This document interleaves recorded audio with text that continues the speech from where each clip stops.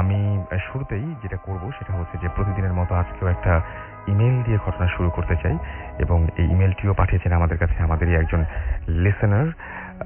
আমি ইমেইলটি পড়ছি ঠিক তার মতো করে, তার ভাষায়। আশা করছি আপনাদের ভালো লাগবে। যাই হোক, যিনি লিখছেন তিনি লিখছেন এভাবে যে, সঙ্গত কারণবশত আমার ঘটনাটি পড়ে শুনে খুশি হব।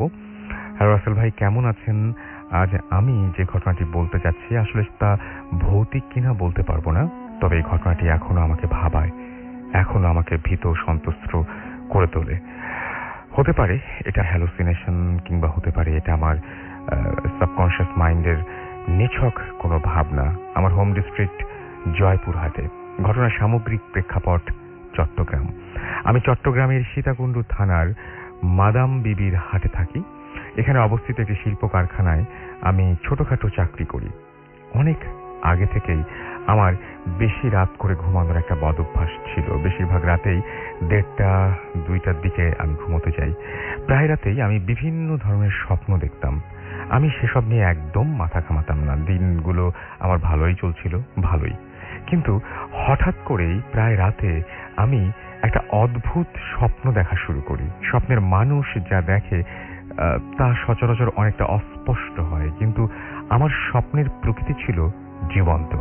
আমি স্বপ্নটা যখন দেখতাম তখন মনে হতো আমার মস্তিষ্ক ঘুমন্ত নয়, সম্পূর্ণরূপে জাগ্রত। কিন্তু কোনো অদ্ভুত কারণবশত শুধু আমার দেহটি ঘুমন্ত হয়ে পড়ে রয়েছে। স্বপ্নের বর্ণনাটি হলো এরকম: প্রতিটা স্বপ্নেই আমি একটা লাশ দেখতে পাই। সেখানে লাশটাকে দাফন করানোর ব্যবস্থা করা হচ্ছে, তবে তার গায়ে যে কাফন জড়ানো আছে তার রং সাদা নয়, কাফনের রং নীল রঙের। সেখানে কোনো মহিলা ছিল না। লাশটাকে ঘিরে কিছু বৃদ্ধ, কিছু মধ্যবয়সী পুরুষ বসে আছে। তাদের মধ্যে যারা মধ্যবয়সী ছিল তারা অনেক কান্নাকাটি করছে, কিন্তু বৃদ্ধ লোকগুলো অনেকটা নির্লিপ্ত ও নির্জীব হয়ে বসে আছে। ভাবটা ছিল অনেকটা আনন্দের। এই একই স্বপ্ন আমি নিয়মিতভাবে দেখা শুরু করি, কিন্তু এক রাতে স্বপ্নে আমি সেই একই প্রেক্ষাপটে, একই পরিবেশে, সেই একই ঘটনার মুখোমুখি হই। তবে এবারের স্বপ্নে আমি দেখি মধ্যবয়সী লোকগুলোর সাথে বৃদ্ধ লোকগুলো কাঁদছে। ঘটনাটা আমি অবাক হয়ে লক্ষ্য করেছি। হঠাৎ করেই একটা বৃদ্ধ লোক গিয়ে লাশটার মুখ থেকে নীল কাফনটা সরিয়ে দিল। কাফনটা সরানোর পর আমি যা দেখতে পাই, হতে পারে সেই দৃশ্যটি আমার জীবনে দেখা সবচেয়ে ভয়ঙ্কর দৃশ্য। আসলে স্বপ্নে যে লাশটাকে আমি বারবার দেখছি সেটা আর কারো লাশ নয়, সেটা আমারই লাশ। আমি ভয়ে নিথর হয়ে গেলাম। স্বপ্নের মধ্যেই আমার মনে হতে লাগলো সেখান থেকে ভোঁ দৌড় দেই, কিন্তু আশ্চর্য, দৌড়ানোর মতো কোনো ক্ষমতা আমার নেই। আমার শরীরে তখন আর অবশিষ্ট নেই। আমি সেখান থেকে এক চুল পরিমাণ জায়গাও এগোতে পারছি না, পেছাতেও পারছি না। অনেক ভীতি আর আতঙ্কে আমি সেই রাতটা কাটলো আমার, এবং ভোর রাতে 5টার দিকে আমার ঘুম ভেঙে গেল। ঘুম থেকে উঠে আমি নিজেকে আমার ঘরের মেঝেতে আবিষ্কার করি। সারা রাত অবিরতভাবে সিলিং ফ্যানটা চলেছে, তবু আমার শরীর ঘামে ভিজে জুবুথুবু হয়ে আছে। আমি প্রচন্ড ভয় নিয়ে ভাবতে লাগলাম, এটা কি ধরনের স্বপ্ন আমি দেখছি, এর ব্যাখ্যা কি? সেদিন ডিউটি শেষ করেই তাড়াতাড়ি এক হুজুরের কাছে গেলাম। ওনাকে স্বপ্নের ব্যাপারটা খুলে বললাম। উনি আমাকে একটা তাবিজ দিলেন। তাবিজটা আমার ডান হাতে বাঁধতে বললেন। এরপর থেকে এ ধরনের স্বপ্ন আমি আর দেখিনি, তবে এখনো অনেক এক ধরনের ভয় নিয়ে বিছানায় ঘুমোতে যেতে হয়। আসলে নিজের লাশের দৃশ্য নিজের চোখে দেখাটা যে কত ভয়ঙ্কর হতে পারে তা আমি জানি। যদি কেউ ব্যাপারটাকে তুচ্ছ তাচ্ছিল্যের সাথে নেন, নিতে পারেন, তবে আমার মতো করে যদি কেউ এরকম ঘটনা প্রত্যক্ষ করেন তাহলে বুঝতে পারবেন আসলে আমি কতটা মানসিকভাবে বিপর্যস্ত হয়ে পড়েছিলাম। ওই একটা স্বপ্ন আমার সবকিছু এলোমেলো করে দিয়েছিল।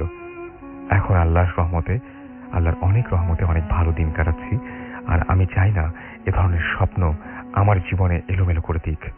রেডিও ফুর্তির সকল শ্রোতা ও রাসেল ভাই, আপনাকে অনেক ধন্যবাদ। ঘটনাটি পাঠিয়েছেন মারুফ হোসাইন। আমরা ঘটনাটি পড়লাম এবং আমি যারা শুনলেন তাদের কাছে জানতেই চাইবো যে আসলে আপনি যদি ঘুমের মধ্যে এরকম কোনো একটা দৃশ্য দেখেন, যে আমি খুব অবাক হয়েছি যে এই প্রথম আমি শুনলাম কারো কাছে যে কাফনের রংটা নীল এবং তিনি নিজেই নিজেকে সেই খাটিয়াতে বলেন আর যাই বলেন না কেন যে লাশ যে চেহারাটা সেটা তার মতো। এটা কে দেখতে চাইবেন? যদি আসলে কেউ এরকম দেখতে চান বা কেউ যদি মনে করেন যে না আপনি দেখলে ভয় পাবেন না বা এরকম ঘটনা আপনার সাথে ঘটলে মোটেই আপনি ভয় পাবেন না, এরকম এটা তো স্বপ্নই, এরকম যদি কেউ থাকেন আমার সাথে SMS করে শেয়ার করতে পারেন সেটা যে না আপনার কাছে এটা কোনো ব্যাপারই না, স্বপ্নে তো স্বপ্নই এবং এরকম স্বপ্ন হলে কি আর হবে। আমার কাছে মনে হয় যে এরকম একটা স্বপ্ন দেখার পরে সত্যি ঘুম যিনি দেখছেন তার ঠিক যখন ঘুমটা ভাঙলো, স্বপ্ন দেখার পরপরই তো আমাদের ঘুম ভাঙে। অনেক সময় আমরা আরো বেশিটা সময় ঘুমিয়ে থাকি এবং তারপরে একটা নির্দিষ্ট সময়ও ঘুম ভাঙে, সেটাও হয়। বাট কেউ যদি এরকম একটা স্বপ্ন থেকে ঘুম ভেঙে ওঠেন তারপরে আপনার মনের অবস্থা কি হবে? আপনি মানসিকভাবে কতটা ভেঙে পড়বেন? যারা এখনো নিজেদের অনেক সাহসী ভাবেন তারা যদি একবার জিনিসটা চিন্তা করেন এবং আমার সাথে আপনি SMS এর মাধ্যমে খোলাখুলিভাবে আলোচনা করতেই পারেন, জানাতে পারেন যে আসলে আপনি এরকম কোনো স্বপ্ন দেখতে চাইবেন কিনা। আচ্ছা, গিলাতলা থেকে আমাদের কেউ একজন SMS করেছেন, নামটা পরে লিখেছেন, আমি পড়তে পারলাম না SMS-টা, এই জন্য। ইমন খান আমাদের SMS করেছেন, তার কাছে মজা লাগছে, কুষ্টিয়া থেকে SMS-টি পাঠিয়েছেন। আলিয়া আকবর আমাদের নান্দাইল থেকে SMS করেছেন, তিনি বলছেন কেমন আছেন, আমি সবসময় ভালো থাকি এবং সবসময় ভালোর দলে। আমাদেরকে বোরহান SMS করেছেন আমাদেরকে আসনিয়া এবং আমাদেরকে SMS করেছেন দেখতে পাচ্ছি পুষ্পিতা এবং তিনি তার রুমের সব জানালা বন্ধ এবং তিনি বলছেন যে তাও আমার ফুলের টপটা, আমি তারপরে পড়তে পারলাম না SMS-টা। আজাদ আমাদের SMS করেছেন আমাদেরকে, এছাড়াও দেখতে পাচ্ছি সুমন এছাড়াও SMS করেছেন আমাদেরকে, তানভীর ইসলাম আমাদেরকে SMS করেছেন, মিম আমাদেরকে SMS করেছেন দেখতে পাচ্ছি, মুনিফ খুব ভয় লেগেছে তার কাছে, আমাদেরকে কৃষ্ণ SMS করেছেন যশোর থেকে এবং তিনি বলছেন I love both of them. Arnab আমাদের SMS করেছেন এবং SMS করেছেন আমাদেরকে শাহিদ মুন্সিগঞ্জ থেকে, তিনি নতুন আমাদের সাথে জয়েন করেছেন। আমাদের সাথে SMS করেছেন ইথিকা SMS করেছেন আমাদেরকে তানহা SMS করেছেন এবং তিনি বলছেন তার মনটা খুব খারাপ, কিছু ভালো লাগছে না, বাট ভূত FM খুব ভালো আছে, তাহলেই চলবে। খুলনা থেকে SMS-টি করেছিলেন। উত্তরা থেকে আমাদের নামটা আগে লেখেননি, সুজন খুলনা থেকে SMS করেছেন এবং তিনি বলছেন যে কোনো ব্যাপার না, সেটা অবশ্য তিনি লেখেননি। আমাদেরকে SMS করেছেন MD অয়ন হাসান টঙ্গী থেকে, এছাড়াও আমাদেরকে মেহেদি SMS করেছেন এবং তিনি বলছেন যে ভালো লেগেছে তার কাছে এই ঘটনাটি, তবে ভয় পাচ্ছেন না। ততক্ষণ পর্যন্ত আপনি ভয় পাবেন না যতক্ষণ পর্যন্ত আপনি ব্যাপারটা উপলব্ধি করতে না পারবেন। আসলে যে আপনি আপনার নিজের জায়গায় যদি দেখতেন তাহলে, এমনিতে যদি উপলব্ধি না করেন তাহলে অবশ্য ভয় পাওয়ার কিচ্ছু নেই। হ্যাঁ, আপনি একদম 100% ঠিক। লালবাগ আমাদের SMS করেছেন আকাশ মেঘলা, ওকে। আমাদেরকে সুহাস SMS করেছেন দিনাজপুর থেকে, ফার্স্ট স্টোরিটা চরম লেগেছে তার কাছে। মহারাজ আমাদের SMS করেছেন আমাদেরকে MD পিয়াল, এছাড়াও আমাদের SMS করেছেন আশিক মিরপুর থেকে। রানা আমাদের SMS করেছেন কামরান নারাইল থেকে, ফার্স্ট স্টোরিটা খুব সুন্দর লেগেছে তার কাছে। রাজীব আহমেদ আমাদের SMS করেছেন নেত্রকোনা থেকে, এছাড়াও আনোয়ার এবং তার ওয়াইফ আফরিন দুজন আমাদের সাথে আছেন, SMS করে জানিয়েছেন। তনয়া আমাদের SMS করেছেন নরসিংদী থেকে, এছাড়া আমাদেরকে প্রিন্স আরমানিটোলা থেকে SMS করেছেন এবং তিনি বলছেন যে তিনি এরকম স্বপ্ন দেখতে চান, wish you all the best. আমাদেরকে তাসফিয়া SMS করেছেন মিম, এছাড়াও SMS করেছেন আমাদেরকে দেখতে পাচ্ছি মিল্টন নরসিংদী দাসপাড়া থেকে এবং তিনি বলছেন তিনি এবং তার ফ্রেন্ড রানা একসাথে ভূত FM শুনছেন, আজকের ঘটনা যেন অবশ্যই ফাটাফাটি হয়। Let's hope for the best. আশা করছি যে সেরকম কিছু হতে যাচ্ছে ইনশাল্লাহ। আর যে রাজু আমাদের SMS করেছেন নাদিম, এছাড়াও আমাদের SMS করেছেন দেখতে পাচ্ছি প্রিন্স সাকিব সহ আরো অনেকে। আপনি যদি SMS করতে চান তাহলে মোবাইলের মেসেজ অপশনে গিয়ে টাইপ করুন ফুর্তি, FOORTI ফুর্তি, স্পেস দিয়ে লিখুন আপনার নাম, স্পেস দিয়ে আপনার মেসেজ পাঠিয়ে দিন 9840 নাম্বারে। আমাদের সাথে আরো একজন অতিথি আছেন যিনি, আমি তার পরিচয়টা একটু দিয়ে নিই। তিনি আমাকে যেভাবে একটা ইমেল করেছিলেন সেটা হচ্ছে তিনি তার একটা অডিও ক্লিপ আমাকে পাঠিয়েছিলেন এবং সেই অডিও ক্লিপটা তার যে বলার ভঙ্গি এবং যেভাবে তিনি পুরো ঘটনাটা বলেছিলেন আমি খুবই ইমপ্রেসড এবং তিনি বেসিক্যালি তার পেশা কি সেটা তিনি বলবেন এবং তাহলে বুঝতে পারবেন তিনি ঘটনার সাথে কতটা তার জীবনটা কতটা একসাথে এই ঘটনাগুলো নিয়ে তাকে প্রতিনিয়ত চলতে হয় এবং তার মুখেই শুনবো তার জীবনের ঘটনা। প্রথমে জানতে চাইবো আপনার নাম এবং আপনার পরিচয়। জি আমার নাম বশির, আমি এসেছি college gate, Tongi college gate থেকে। মূলত আমার দেশের বাড়ি নড়াইল। ওকে, আমি যে ঘটনা বলবো সে ঘটনাটা আপনি কি করেন একটু বলে দেন, তাহলে মানুষ জানা ভালো। আমি মূলত একজন পেশাজীবী ড্রাইভার। ওকে, আমার ঘটনা ঘটে ময়মনসিংহ জেলার ৩০ উপজেলায়। যে ঘটনাটা ঠিক আমার সাথেই ঘটে সেদিনকে রাত্রে সবচেয়ে ভয়ঙ্কর ঘটনা। যে ঘটনাটা আমি আজও মনে রাখতে পারি বা আজও আমার মনে আছে, ঠিক সেইভাবেই যাই হোক আমি ঘটনায় চলে যাই। আমি ঠিক শ্যামলীর একটা রেন্টেকার অফিস থেকে আমি ময়মনসিংহ জেলার ৩০ উপজেলায় একটা বিয়ের ভাড়াতে যাই। যে বিয়ের ভাড়ার যে স্লিপটা বা বুকিং স্লিপটা বলা হয়, সেই স্লিপে যে নাম্বারটা থাকে সেই লোকটাকে আমি ফোন দিই। ফোন দেওয়ার পরে যেটা হয়, সেই লোকটা আমাকে বলে যে আপনি কি ড্রাইভার বশির বলছেন? আমি তখন বলি হ্যাঁ আমি ড্রাইভার বশির বলছি। তখন যেটা হয় যে আমি বলি তাকে যে ভাই আপনি আমার নাম জানেন কিভাবে? তখন সে বলে যে রেন্টেকারের অফিস থেকে ঠিক আমার নামটা বলে দিয়েছিল। তখন আমি কিছু মনে না করি। তখন যেটা হয় যে সে বলে যে ভাই আপনি ঠিক 4টা 4:30টার ভিতরে খামার বাড়িতে থাকেন। আমি তখন 4:30টার ভিতরেই আমি খামার বাড়িতে চলে যাই। ঠিক উনি 5টা সোয়া 5টার ভিতরে আমার কাছে আসে 3জন লোক নিয়ে। উনি ঠিক এসে বলে চলেন এবার ময়মনসিংহ যাওয়া যাক। উনি আসার পরে উত্তরাতে গেলে আমাকে বলে যে ভাই আপনি আব্দুল্লাহপুর ব্রিজের কাছে রাখেন। রাখার পরে যেটা হয় আমি ওনাকে বলি যে ভাই আমি রোজা আছি, রমজান মাস ছিল, আমি তো রোজা রাখছি, আমাকে ইফতারি করার একটু সময় দিন। তখন যেটা হয় উনি আমাকে বলে যে ভাই আপনাকে আমরা ইফতারি করাবো। যাই হোক ওই কথা বলার পরে কিছুক্ষণ পরে দেখা যায় যে উনি ইফতারি কিনে নিয়ে এসে আমাকে বলে ভাই আমি তো আসলে একজন হিন্দু মানুষ, আপনি কি আমার ইফতারি গ্রহণ করবেন? তা আমি তাকে বলি যে ভাই হিন্দু আর মুসলমান বলে কোনো কথা নেই, ইফতারি তো ইফতারি। যে কিনে দিলে কিছুক্ষণ পরে দেখা যায় তাদের কিছু লোক আসে, আসার পরে বলে যে ভাই এবার আপনি চলেন। গাড়ি চালানো অবস্থায় নামাজের টাইমে বা ইফতারির টাইমে আমার ইফতারিটা আমি গাড়িতে থাকা অবস্থায় করে নিই, স্ট্রাইকিং থাকা অবস্থায়। গাজীপুর চৌরাস্তা গেলে বলে ভাই বা পাশে মার্কেটের সামনে রাখেন, আমাদের কিছু কেনাকাটা আছে, সেই কেনাকাটাগুলো সারবো। আমি ওখানে রাখার পরে কেনাকাটা করে এসে গাড়িতে যখন উঠে আমি বলি ভাই আপনাদের বিয়ে কার?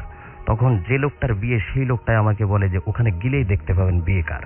আমি কিছুই না বলে আমি চলে যাই ঠিক 30 সালে যায়। চৌরাস্তা পার হলে একটু সামনে যে বাঁদিকে একটা স্কুল থাকে, ডান দিকে থাকে রাস্তা, সেই রাস্তা দিকে আমি ঢুকি। যে রাস্তাটা থাকে অনেকটা চাপা, সেখান থেকে ঢোকার পরে কিছু দূর যাওয়ার পরে দেখা যায় যে পাকা রাস্তাটা শেষ, কিন্তু যেটা হয় সামনে সেটা হচ্ছে একটা কাঁচা রাস্তা। যে রাস্তাটা স্থানীয় কিছু লোক বা কিছু সিটি কর্পোরেশনের লোক ঘোরাঘুরি করতেছিল পাকা করার জন্য। আমি আমার গাড়ির লোকজনকে বললাম যে ভাই এই রাস্তা দিয়ে গাড়ি ঢোকালে যদি কোনো কারণে বৃষ্টি হয় তাহলে আমার গাড়িটা আর ওঠানো সম্ভব হবে না, আমি এই রাস্তায় যেতে পারবো না। তখন তারা আমাকে বলে যে আপনারা যাবেন কোন জায়গায়? স্থানীয় কিছু লোক। তখন তারা বলে যে আমরা অমুক গ্রামে তমুকের বাড়িতে যাব বিয়েতে। যাই হোক স্থানীয় লোকজন তা বলে যে ভাই আপনারা যেতে পারবেন, সামনে যায় কিছু একটা সামনে যায় কি একটা বাজার আছে, বাজারটার ওপারে যেতে পারবেন না? যাই হোক আপনারা যেতে পারবেন, সারাদিন এই রাস্তা দিয়ে গাড়ি যাওয়া আসা করতে যেতে পারবেন। আমি চিন্তা ভাবনা করলাম নতুন বউ নিয়ে আসবে, আমার গাড়িটাতে আনতে না পারলে হয়তো হাঁটায় আনলে অসুবিধা হবে। আমি এটা চিন্তা ভাবনা করে ঠিক গাড়িটা ওখান দিয়ে আমি ঢুকাই দিই। ঢুকাই দেওয়ার পরে ওনাদেরকে হাঁটাই দিয়ে আমি গাড়িটা নিয়ে যেয়ে দেখি যে ছোট একটা ব্রিজ থাকে, ব্রিজের পরেই বাজারের আগে যে কাদা, সেই কাদা টুপকি গাড়ি যাওয়া কোনোভাবেই সম্ভব ছিল না। যাই হোক বিয়ে বাড়ির লোকজন এসে আমাকে বলে ভাই আপনি গাড়িটা এখানেই ঘুরে রাখেন, আমাদের বাড়ির লাইটিং ওই যে দেখা যায়, হ্যাঁ আপনি এখানেই রাখতে পারেন। আমি গাড়িটা ঘুরে গাড়িটা যেখানে ঠিক রাখছি ওখানেই ডাইন পাশে যেখানে রাখেছি ওখানে মানুষজন আসা যাওয়া করতো। সেখানে আমার কাছে কেন যেন মনে হলো যে এখানে যদি আমি গাড়িটা রাখি তাহলে মানুষের যাতায়াতে খুব অসুবিধা হবে।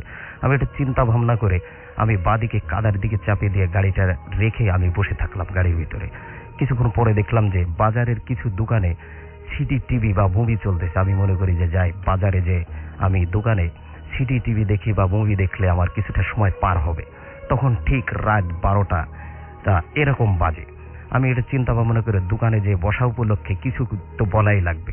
আমি যে তাদের কাছে বলি ভাই আপনাদের দোকানে কি গোল্ড লিপ সিগারেট আছে? তারা বলে ভাই এই বাজারে গোল্ড লিপ সিগারেট তো পাবেন না, পাবেন স্টার শেক এবং নেভি সিগারেট। আমি যে এই কথাটা শোনার পরে তাদের দোকানের থেকে 3টা সিগারেট নিয়ে নিই, সেটা হচ্ছে নেভি সিগারেট। ওখানে চাটা খেয়ে একটা সিগারেট খেয়ে বেশ বসে থাকি। ওনারা ঠিক 12:30 1টার দিকে সব দোকানগুলো বন্ধ করে চলে যায়, বাজার হয়ে যায় সম্পূর্ণ আমি একা। যাই হোক আমি চিন্তা করি যে এই বাজারে বসে না থেকে আমার গাড়িতে সিডি আছে, টিভি আছে বা এসি আছে, আমি এসি ছেড়ে সিডি টিভি ছেড়ে গাড়ির ভিতরে বসলে আমার ভালো লাগবে। আমি ঠিক গাড়ির কাছে যাই, লকটা খুলে গাড়িতে বসে গাড়ি স্টার্ট দিয়ে এবং এসি ছেড়ে গাড়িতে সিডি টিভি ছেড়ে গাড়ির ভিতরে বসে থাকি। কিন্তু কিছুক্ষণ পরে যেটা হচ্ছিল যে মুভি দেখতেছি, মুভির যে আওয়াজটা কানে না ঢুকে বাইরের কোন ঝিন ঝিন ঝিন ঝিন আওয়াজ আমার কানের ভিতরে ঢুকতেছিল। তখন আমি চিন্তা করি যে আমি এই ছবিটা আরো 2-3 বারে দেখি, কেন জানি ছবিটা আমার কাছে ভালো লাগতো, তাই আমি ছবিটা বারবার দেখতাম। এটা চিন্তা ভাবনা করলাম যে এই ছবিতে তো এরকম কোনো আওয়াজ ছিল না। যাই হোক, আমি তাড়াতাড়ি গাড়ি থেকে নামার পরে দেখি যে আশেপাশে কিছুই নাই, আসলে এটা আমার মনের ভুল। আবার আমি গাড়িতে বসি, গাড়িতে বসার পরে যেটা হয় সেই একই রকম ঘটনা আমার সাথে ঘটতে থাকে। আমি মনে করি যে বাদিকে একটা পুকুর আছে, পুকুরের পাড়ে একটা খাল মতন দেখা যাবে, ওটা দূরে একটা বিল্ডিং ডান পাশে, বা পাশে একটা ছাবড়া মতন আছে গাড়ির, এটাও কি জানি না। যাই হোক, আমি একটু বিয়ে বাড়ির দিকে যাই, ওখানে গেলে মনে হয় আমার ভালো লাগবে। আমি ঠিক গাড়িটা লক করে বিয়ে বাড়ির দিকে চলে যাই। চলে যাওয়ার পরে যেটা হয়, আমি যে দেখি যে লোকটার কাছে আমি জিজ্ঞেস করেছিলাম যে ভাই বিয়েটা কার, ঠিক ওই লোকটাই বর সেজে বসে আছে। আমি আশ্চর্য হয়ে যাই, লোকটার বয়স ঠিক 45-50 বছর, যে এই লোকটা এই বয়সে বিয়ে করতেছে। যখন আমার গাড়িতে যারা গেছিল তাদেরকে আমি ডেকে জিজ্ঞেস করি, ভাই কি ব্যাপার, এই লোকটা কি আগে পরে কখনো বিয়ে করেনি? তখন তারা বলে পরে বলবো। আমি তাদেরকে বলি, ভাই এখনই বলেন, আমার কাছে বললে তো আর অসুবিধা হবে না। যাক, আমি ওই কথা বললে সে বলে যে হ্যাঁ ভাই, একটা বিয়ে করছে আজকে 15 বছর হয়ে গেছে, 10 বছর যাবত একটা বাচ্চা মারা গেছে, এখন পর্যন্ত কোনো বাচ্চা কাচ্চা হয়নি, যার কারণে বউ উনাকে অনুরোধ করছে বিয়ে করার জন্য, উনি বিয়ে করতে আসছে। তখন আমি তার কাছে জিজ্ঞেস করি, ভাই বাড়ির কোনো লোকজন তো দেখলাম না। তখন সে আমাকে বলে যে ভাই বন্ধু বান্ধব যেগুলো আছে ওইটাই আসছে, আর ওনার ভাগ্নি এইগুলো ভাগ্নে আসছে, বাড়ির থেকে আর কোনো লোক আসেনি। দেখ, আমি ওটা চিন্তা ভাবনা করে ওখানে বসে থাকলাম। কিন্তু কিছুক্ষণ পরে যেটা হলো যে আমি চিন্তা করলাম যে আমি গ্রামের ভিতরে গাড়িটা রেখে আসছি, গাড়ির একটা লুকিং গ্লাস বা একটা গ্লাস কেউ খুলে নিয়ে গেলে মালিকের কাছে জরিমানাটা আমাকেই দিতে হবে। আমি ওটা চিন্তা ভাবনা করে ঠিক গাড়ির কাছে চলে যাই। আমি আবার একই রকম করে গাড়িতে স্টার্ট দিয়ে ছবিটা চালু করে গাড়ির ভিতরে ঠিক সিটটা ভেঙে হেলান দিয়ে বসে থাকি বা শুয়ে থাকি। কিছুক্ষণ পরে আমার কাছে মনে হলো যে গাড়িটা ধরে কেউ ঝাঁকি দিছে। এরকম একটা অবস্থা যখন হয়, আমি গাড়িতে সঙ্গে সঙ্গে নেমে পড়ে যেটা হয় যে চারিপাশে দেখতে থাকি, কিছুই নেই।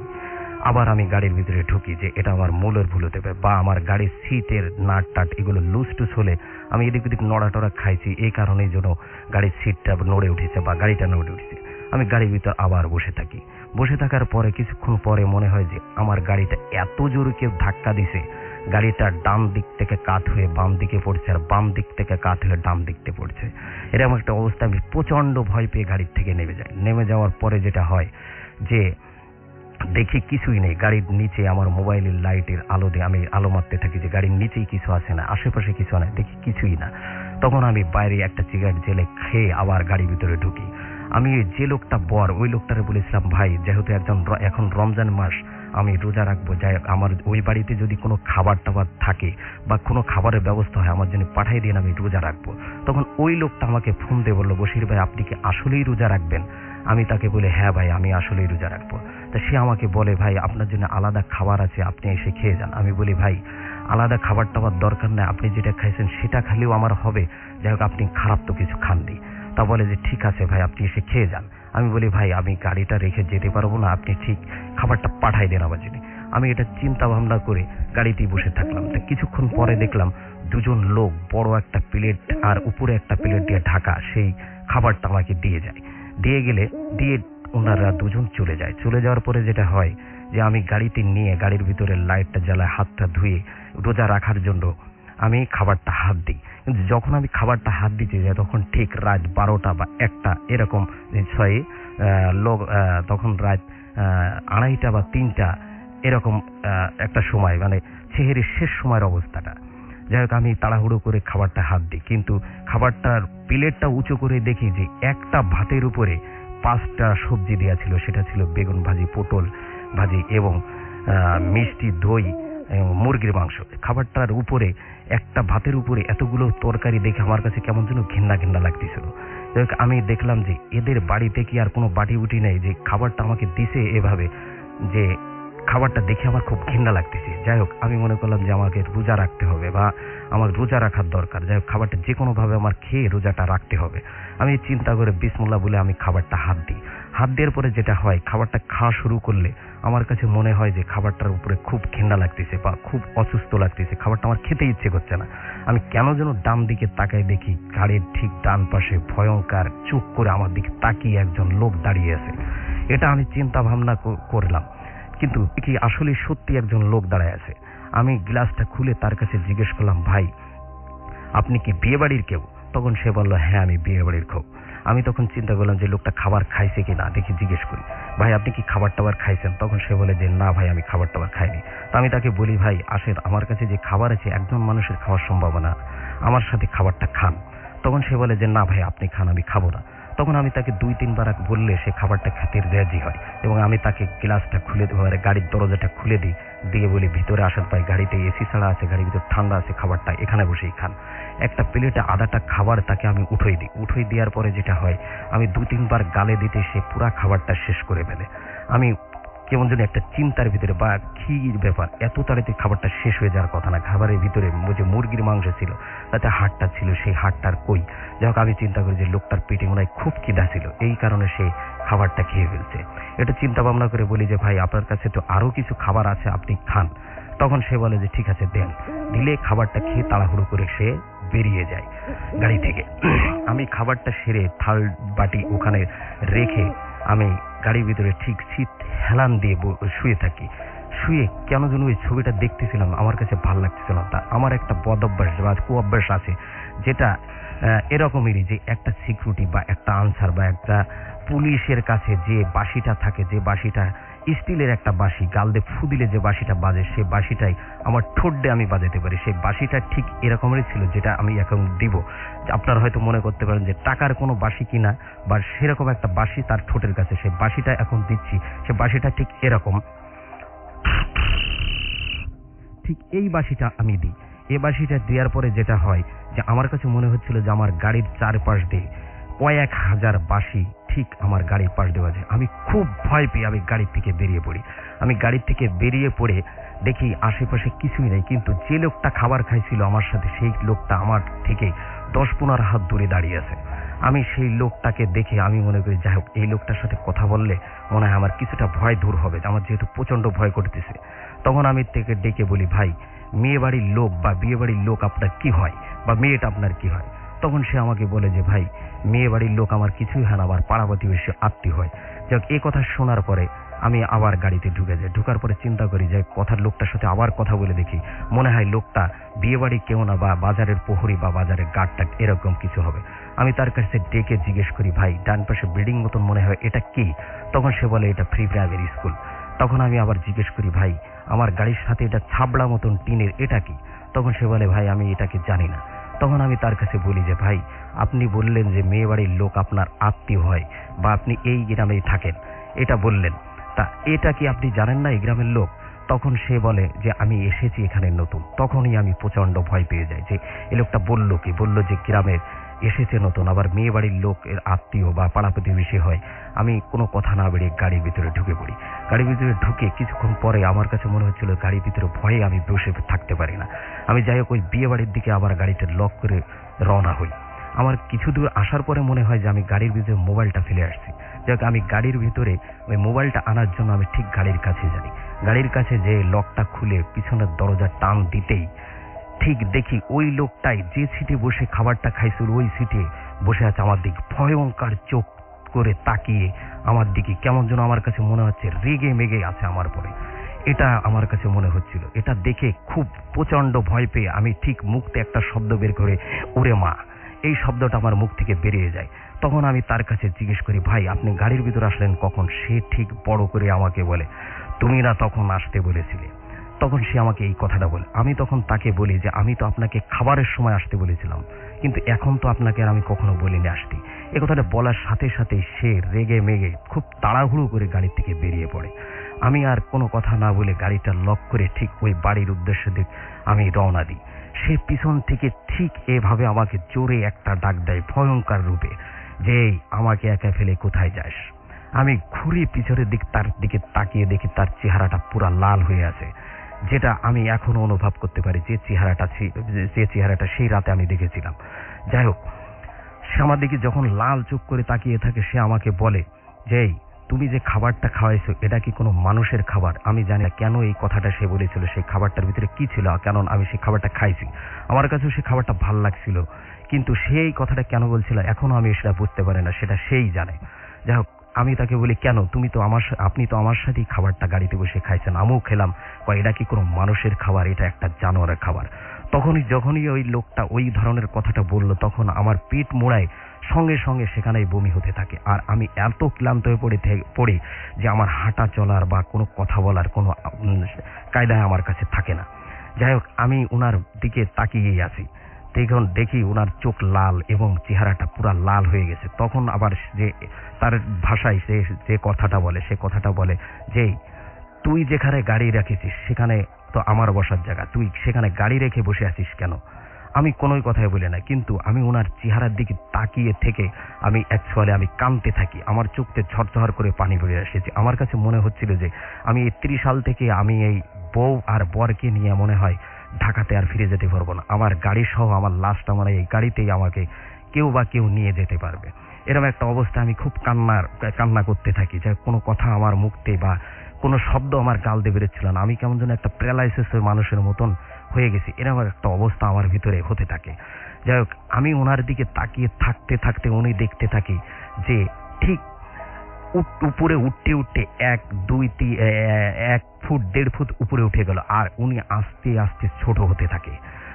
উনি যখন ছোট হতে থাকে, এত সাইজে ছোট হয়ে যায় যে উনি ঠিক 1 ফুট একটা বাচ্চা মানুষ যতটুকু অতটুকুই, কিন্তু চেহারাটা থাকে পুরো একজন বড় মানুষের মতন বা বড় একটা মাথার মতন। কিন্তু চেহারাটা এমন অবস্থায় হয় যে একটা পুরা মানুষ বা পুরা মুখ এখন পুড়িয়ে দিয়েছে এরকম ঝলসানো একটা যে মুখ, সেরকম হয়ে যায়। আর চোখ দুটো লাল টকটকে, মনে হচ্ছিল যে চোখতে রক্ত ঝরতেছে, সেই রক্ত আমার দিকে ছিটে আসতেছে। এরকম দেখে আমি কেমন করে যেন আমার গলা দিয়ে এত জোরে একটা চিৎকার বেড়ে আমি ঠিক ওই বাড়ির দিকে রওনা দিই। ওই বাড়ির দিকে রওনা দেওয়ার পরে যেটা হয়, ওই বাড়ির যে বিয়ে বাড়ির যে গেটের যে লাইটিং করা থাকে, ওই লাইটিং এর তারের সাথে আমি পেঁচিয়ে ওখানেই পড়ে যাই।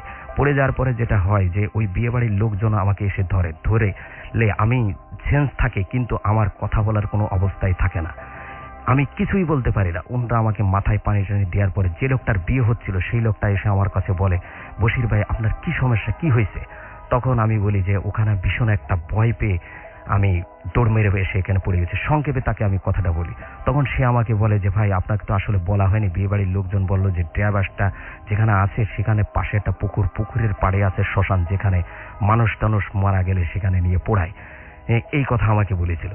যাই হোক, আমাকে বললো যে, ভাই ঠিক আছে, আপনি এখানেই বসে থাকেন, আমার যেহেতু কালকে হরতাল, আমরা একটু তাড়াহুড়ো করে বেরোবো, আপনার আর গাড়ির কাছে যাওয়ার দরকার নাই। ওনারা ঠিক তাড়াহুড়ো করে বেরোয় এসে আমি গাড়ির কাছে যেয়ে দেখি আমার গাড়িটা যেভাবেই ছিল সেভাবেই আছে, কিছুই নেই। যাই হোক, আমি গাড়িটা স্টার্ট করে ঢাকার উদ্দেশ্যে রওনা হই। কিছুক্ষণ পরপরই আমার শরীরে জ্বর আসে এবং বমি হতে থাকে। যাই হোক, আমি খামার বাড়িতে এসে নামাই দিয়ে আমার বাসা থেকে মোহাম্মদপুর 4 তলার পাশে একটা বাসায় আমি সে বাসাতে চলে যাই। বাসাতে যাওয়ার পরে যেটা হয় যে বাসায় যারা আমার বন্ধুরা থাকে, তারা কেউ জিজ্ঞেস করে, কি ব্যাপার, তুই গেলি ভালো মানুষ, আসলে অসুস্থ হয়ে তো ব্যাপারটা কি? আমি তাদের কাছে কিছুই বলি না। জ্বরে বমিতে কয়েকদিন ভুগে ডাক্তার দেখানোর পরে আমি কিছুদিন পরে সুস্থ হই। এই ছিল আমার ঘটনা, রাসেল ভাই। আপনাকে অনেক ধন্যবাদ আপনার ঘটনার জন্য। আমরা অসংখ্য SMS পেয়েছি এর মাঝখানে, অনেক লম্বা একটা ঘটনা শুনলাম আমরা, এবং আমাদেরকে দোয়েল হাসান এসএমএস করেছেন এবং তিনি চাঁপাইনবাবগঞ্জ থেকে আমাদের এসএমএসটি করেছেন। আমাদেরকে এসএমএস করেছেন আলামিন হক, এবং আমাদেরকে এছাড়াও আজওয়া এসএমএস করেছেন ঢাকা ক্যান্টনমেন্ট থেকে, এবং তিনি বলছেন যে তার কাছে এই স্টোরিটা অসাম লেগেছে। কাউসার আমাদেরকে লিখেছেন কালকে এক্সাম, তারপরে ভূত এফএম শুনছি। আমার মনে হয় যে এখন আপনার ঘুমিয়ে পড়াটা সবচেয়ে বেশি জরুরি। আপনি পরেও শুনবেন হয়তো, পরের নেক্সট যে উইকে আমরা যে এপিসোডটা করবো সেটা আপনি শুনতে পারেন, কিন্তু আজকে আপনার জন্য ঘুমানোটা খুব বেশি মঙ্গলজনক। টিজে তুহিন আমাদের এসএমএস করেছেন নরসিংদী থেকে, এসএমএস করেছেন আমাদের বিজয়, তিনি বসুন্ধরা থেকে। টিজে আমাদের লিখেছেন যে, ভাই এসএমএস পড়েন না কেন, এতক্ষণ ধরে তো গল্প হচ্ছিল, তার মানে উনি গল্প বলছিলেন, তার মাঝখানে যদি আমি এসএমএস পড়তাম তাহলে দুটোর কোনোটাই ভালো হতো না নিশ্চয়ই। বিশাল আমাদের এসএমএস করে বলছেন, দ্য ফার্স্ট স্টোরি ওয়াজ অসম। এছাড়া আমাদেরকে মৃদুল এসএমএস করেছেন, এবং এসএমএস করেছেন আমাদেরকে সামি বাসাবো থেকে, লিখেছেন অসম স্টোরি ভাইয়া। আমাদেরকে সোহেল এসএমএস করেছেন হাতিপুল থেকে, লিখেছেন যে ভাইয়া খুব ভয় পাচ্ছি। ফিরোজ আমাদের ওয়াবদা খুলনা থেকে এসএমএস করেছেন আমাদেরকে মেঘ বালুক। এছাড়াও এসএমএস করেছেন আমাদেরকে আরো অনেকেই। সেই এসএমএসগুলো পড়বো, তবে সবার আগে আমাদের একটা বিরতি নিতে হবে, একটা বিজ্ঞাপন বিরতিতে যেতে হবে, এবং তারপরে আবারও ফিরে আসছে আপনাদের কাছে। স্টে টিউন টু রেডিও ফুর্তি অ্যান্ড ডোন্ট স্টপ দ্য ফুর্তি।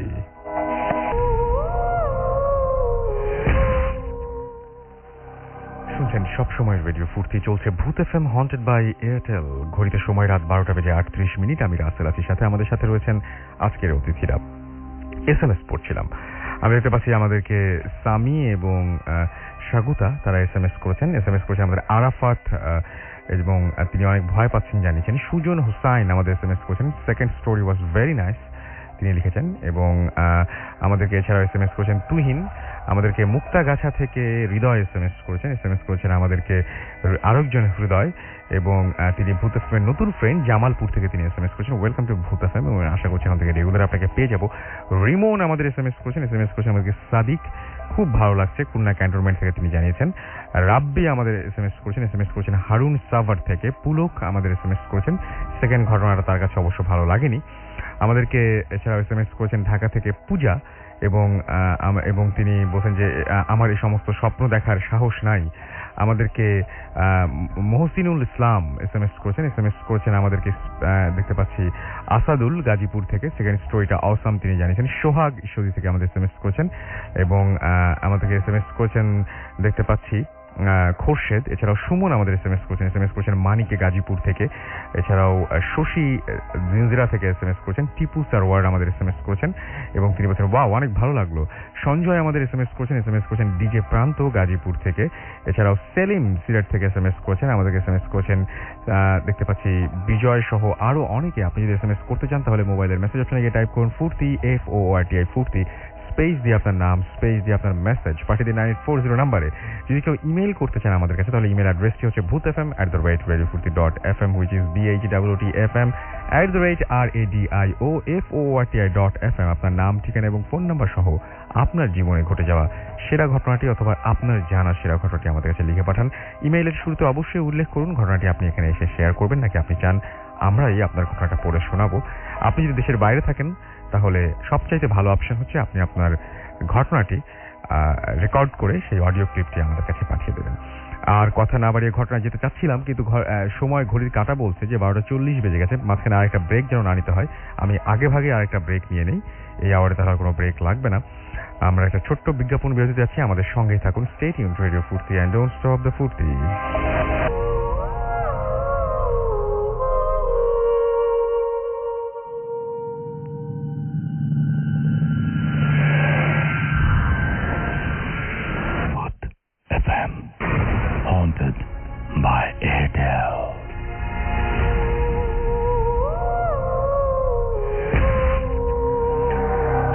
সবসময় রেডিও ফুর্তি, আমি রাসেল আছি, সাথে ঘড়িতে সময় রাত 12:44। আমাদের সঙ্গে রয়েছেন আমাদের আজকের অতিথিরা, এবং কোনো কথা না বাড়িয়ে আমি চলে যাচ্ছি সরাসরি আমাদের অতিথির কাছে। সঙ্গে আছেন আলিফ, এবং তার কাছে একটা ঘটনা শুনবো আমরা। আসসালামু আলাইকুম লিসেনার্স, সুচিত্রা সেনকে শ্রদ্ধা জানিয়ে শুরু করছি আজকের ঘটনাগুলো। আমার ঘটনাটি যেটা এখন শেয়ার করব সেটি বাংলাদেশের বাইরের ঘটনা। ইন্দোনেশিয়ার জাকার্তার একটি ঘটনা শেয়ার করছি আজকে। তো আমার পরিচিত এক ছোট ভাইয়ের ঘটনা। তো ওর বাবা জাকার্তাতে অনেক দিন ধরেই থাকে। তো 2009 শেষের দিকে ও ইন্দোনেশিয়া চলে যায়। তো ইন্দোনেশিয়া যাবার পর তো অ্যাকচুয়ালি ওদের ওখানে দুটা সুপার মার্ট আছে, একটা ওর বাবা চালাতো, একটা ও চালাতো। তো ওর রেসপন্সিবিলিটি ছিল বেরিতো নামে একটি জায়গা, সেখানে একটি দোকান তাকে চালাতে হতো। তো ভালো, অনেক বড় সুপার শপ, সবকিছুই পাওয়া যায়। তো ওর রেসপন্সিবিলিটি ছিল যে প্রতিদিন সকালবেলা ও দোকানটা খুলবে এবং রাতে বন্ধ করে বের হবে। তো ওর বাবা আরেকটি চালাতো। তো ঠিক 9টার দিকে ওকে দোকান খুলতে হতো, প্রতিদিনই দোকান খুলতো সে। তো যখন অ্যাডজাস্ট হয়ে গেল, ওর পুরোই রেসপন্সিবিলিটি দিয়ে দেওয়া হলো। তো 9টার দিকে, মানে ঘটনা অনেক দিন ধরেই ঘটতো এরকম, কিন্তু ওর খেয়াল পড়ে হচ্ছে আপনার 2011 সালের লাস্টের দিকে। তো হঠাৎ করে দেখলো যে একজন লোক ওর দোকানে আসলো, এবং লোকটির ধরন এবং গঠন ঠিক এরকম যে মানে টুপি পরা, উনি মানে নামাজি একজন মানুষ, হাতে তাসবিহ। সে পুরো দোকানটা ঘুরে লাস্ট মোমেন্টে ওকে ফু দিয়ে দোকান থেকে বেরিয়ে যাচ্ছে। তো এরকম প্রথম দিন ওর কাছে তেমন একটি মানে অ্যাবনর্মাল কিছু লাগেনি। পরের দিন যখন ঠিক একই ঘটনাটি ঘটলো, তো তখন ওর কাছে জিনিসটা একটু ডিফারেন্ট ভাবে মানে ও ডিফারেন্ট ভাবে নিল, কিন্তু ও কখনো জানার চেষ্টাও করেনি এবং জানতেও চায়নি যে ওকে কেন ওর দোকানে এরকম কেন ঘুরছে এবং লাস্ট মোমেন্টে কেন ওকে ফু দিয়ে চলে যাচ্ছে। তো এরকম প্রায় 15 থেকে 20 দিন হয়। তো প্রতিদিনই একই ঘটনা ঘটতে থাকে। তো ওই দিনের পরে প্রায় 1 মাস পর ওর বাসায় একটি সমস্যা হয়। বাংলাদেশ থেকেই সমস্যাটা যায় ইন্দোনেশিয়া ইনভলভ হয়ে যায়। বাবার সাথে এক রকমের ঝগড়াঝাটি করে সে বাসা থেকে বেরিয়ে পড়ে ঘটনার দিন। তো বেরিয়ে পড়ে দোকান 9টার দিকে খুলে এবং যথারীতিভাবে উনি যেরকম ভাবে আসছিলেন দোকানে এসে ঘুরে ঠিক ওকে ফু দিয়ে চলে যাচ্ছে, ঠিক একইভাবে ওই দিনও ওকে ফু দিয়ে চলে যাচ্ছে। এমন সময় ও খুব চটে যায় এবং চটে গিয়ে মানে যেটা বলি আমরা রাগ কন্ট্রোল না করতে পেরে ওনার সাথে খুব রাফ বিহেভ করে ওনাকে তাড়িয়ে দেয় দোকান থেকে। এবং উনি যখন বেরিয়ে যায় দোকান থেকে, লোকটি ওর দিকে অপলক দৃষ্টিতে পিছনে মাথা ঘুরিয়ে তাকিয়েছিল। হয়তো উনি বুঝতে পারছিলেন না কেন এরকম করলো। লোকটি চলে যায় ওখান থেকে। ওই দিন সন্ধ্যা গড়িয়ে রাত আসে এবং দোকান বন্ধ হওয়ার পর ওর কাছে মনে হচ্ছিল ও কাজটি ভালো করেনি এবং যে কাজটা করেছে সে তো রুড হওয়াটা উচিত হয়নি। লোকটা তো ওর কোনো ক্ষতি করেনি। তো ও বাসায় যায় এবং ওই দিন থেকে প্রায় 3 দিন পর ওর দোকানে মানে ওই 2 দিন কিন্তু ওই লোকটি আর আসেনি এবং 3 দিনের মাথায় ওকে অবাক করার মতো দোকান খোলার সাথে সাথে ও যখন অন্য কিছুতে বিজি হয়ে যাচ্ছে ও তখন হঠাৎ করে পিছনে চোখ পড়লো এবং পিছনে তাকিয়ে দেখে একজন মহিলা ওকে দূর থেকে দাঁড়িয়ে ডাকছে। মহিলার হাইটটা নর্মাল মানুষের মতো না, একটু লম্বা। ওর দোকান বলে যে আমার দোকানের তুলনায় মহিলাটা মনে হচ্ছে যে নর্মাল মানুষরা যেরকম চলাফেরা করে বা আমার দোকান থেকে জিনিসগুলো নিচ্ছে তাদের মতো না, তাদের থেকে সাধারণ থেকে অনেক লম্বা। এবং লোক মহিলাটির কাছে ও যা ডাকছে যেহেতু ও যায়, প্রথমে মনে করে কাস্টমার, কিন্তু যখন ও কাছে যাচ্ছে তখন মহিলাটি মাথা নিচু করে ওর সামনে থেকে প্রস্থান করছে। ও জিনিসটা প্রথমে বুঝে উঠতে পারেনি কেন এরকম করলো, কিন্তু আপনার সাথে যদি পরের দিন ঠিক একই ঘটনাটি ঘটে তখন আপনি চিন্তা করবেন না জিনিসটা আসলে নর্মাল না। পরের দিনও ঠিক একইভাবে মহিলাটি এরকম ভাবে ওকে ডাকলো এবং ও যখন সামনে গেল তখন মহিলাটি প্রস্থান করলো। তৃতীয় দিন ঠিক একই ঘটনা ঘটলো এবং ও যখন বলল যে আপনি আমাকে এরকম করে কেন ডাকছেন, অনেকক্ষণ জিজ্ঞেস করবার পর মহিলাটি ওর দিকে তাকালো, একটু হাসি দিল এবং চলে গেল। ওর কাছে আর কোনো কিছুই নর্মাল লাগছে না। ওর কাছে যেটা মনে হচ্ছে যে না এগুলি নর্মাল মানুষের সাথে ঘটছে না, আমি কি আসলে কোনো কিছু দেখছি বা কিছু, নাকি এটা আমার ভুল ধারণা বা ভ্রান্ত ধারণা। দয়া করে দোকান বন্ধ করে ঠিক ওদিনই রাতের বেলা যখন বাসায় যাওয়ার পথে দোকান বন্ধ করে কিছু দূর এগোতেই ওর সামনে একজন লোক আসে। লোক যেভাবে আমাকে বললো যে ভাই আমি বলতে পারবো না লোকটার হাইট কতটুক, কিন্তু আমি দেখছি উনি অনেক লম্বা এবং ওনার হাত পা আমি দেখছি কিন্তু পাটা মাটিতে লাগানো দেখছি না এবং হাতে তাসবিহ পড়ছে। প্রথমে একজন ছিল, 5-10 মিনিট পর আমার কাছে মনে হচ্ছে 5-10 মিনিট পর আরো 2 জন আসলো। এরকম কিছুক্ষণের মধ্যে আমার চারপাশে প্রায় 30-35 জনের মতো লোক আমাকে ঘিরে রেখেছে। এখন আপনাকে যদি রাত 10টার দিকে এরকম আপনি একটা স্ট্রাকচার দেখছেন যার মাটিতে পা লাগানো নেই এবং 30 জনের মতো তারা আপনার সামনে আছে, আপনি অবশ্যই ভয় পাবেন। ও তো বাকরুদ্ধ হয়ে যায়, হাত পা নাড়ানোর মতো কোনো অবস্থাই ওর ছিল না। হঠাৎ করে ও চিৎকার দিয়ে ওঠে, এই, কারণ পিছন দিয়ে ওর বাবা ওকে ধরে। ও তাকিয়ে দেখে ওর বাবা এবং বলে, এই তুই এখানে কি করছিস, তুই কি ঘড়ি দেখেছিস? রাত 1টা বাজে। ও দোকান বন্ধ করে রাত 10টায়, মানে এই 3 ঘন্টা ওর কোনো খবর ছিল না। ও তখন ওর বাবাকে বাসায় যেতে যেতে বলে, বাবা তুমি কি আমার সাথে কাউকে দেখেছো? তখন ওর বাবা বলে, না আমি তোকে কাউকে দেখিনি, এবার তুই মাথা উঁচু করে দাঁড়িয়েছিলি।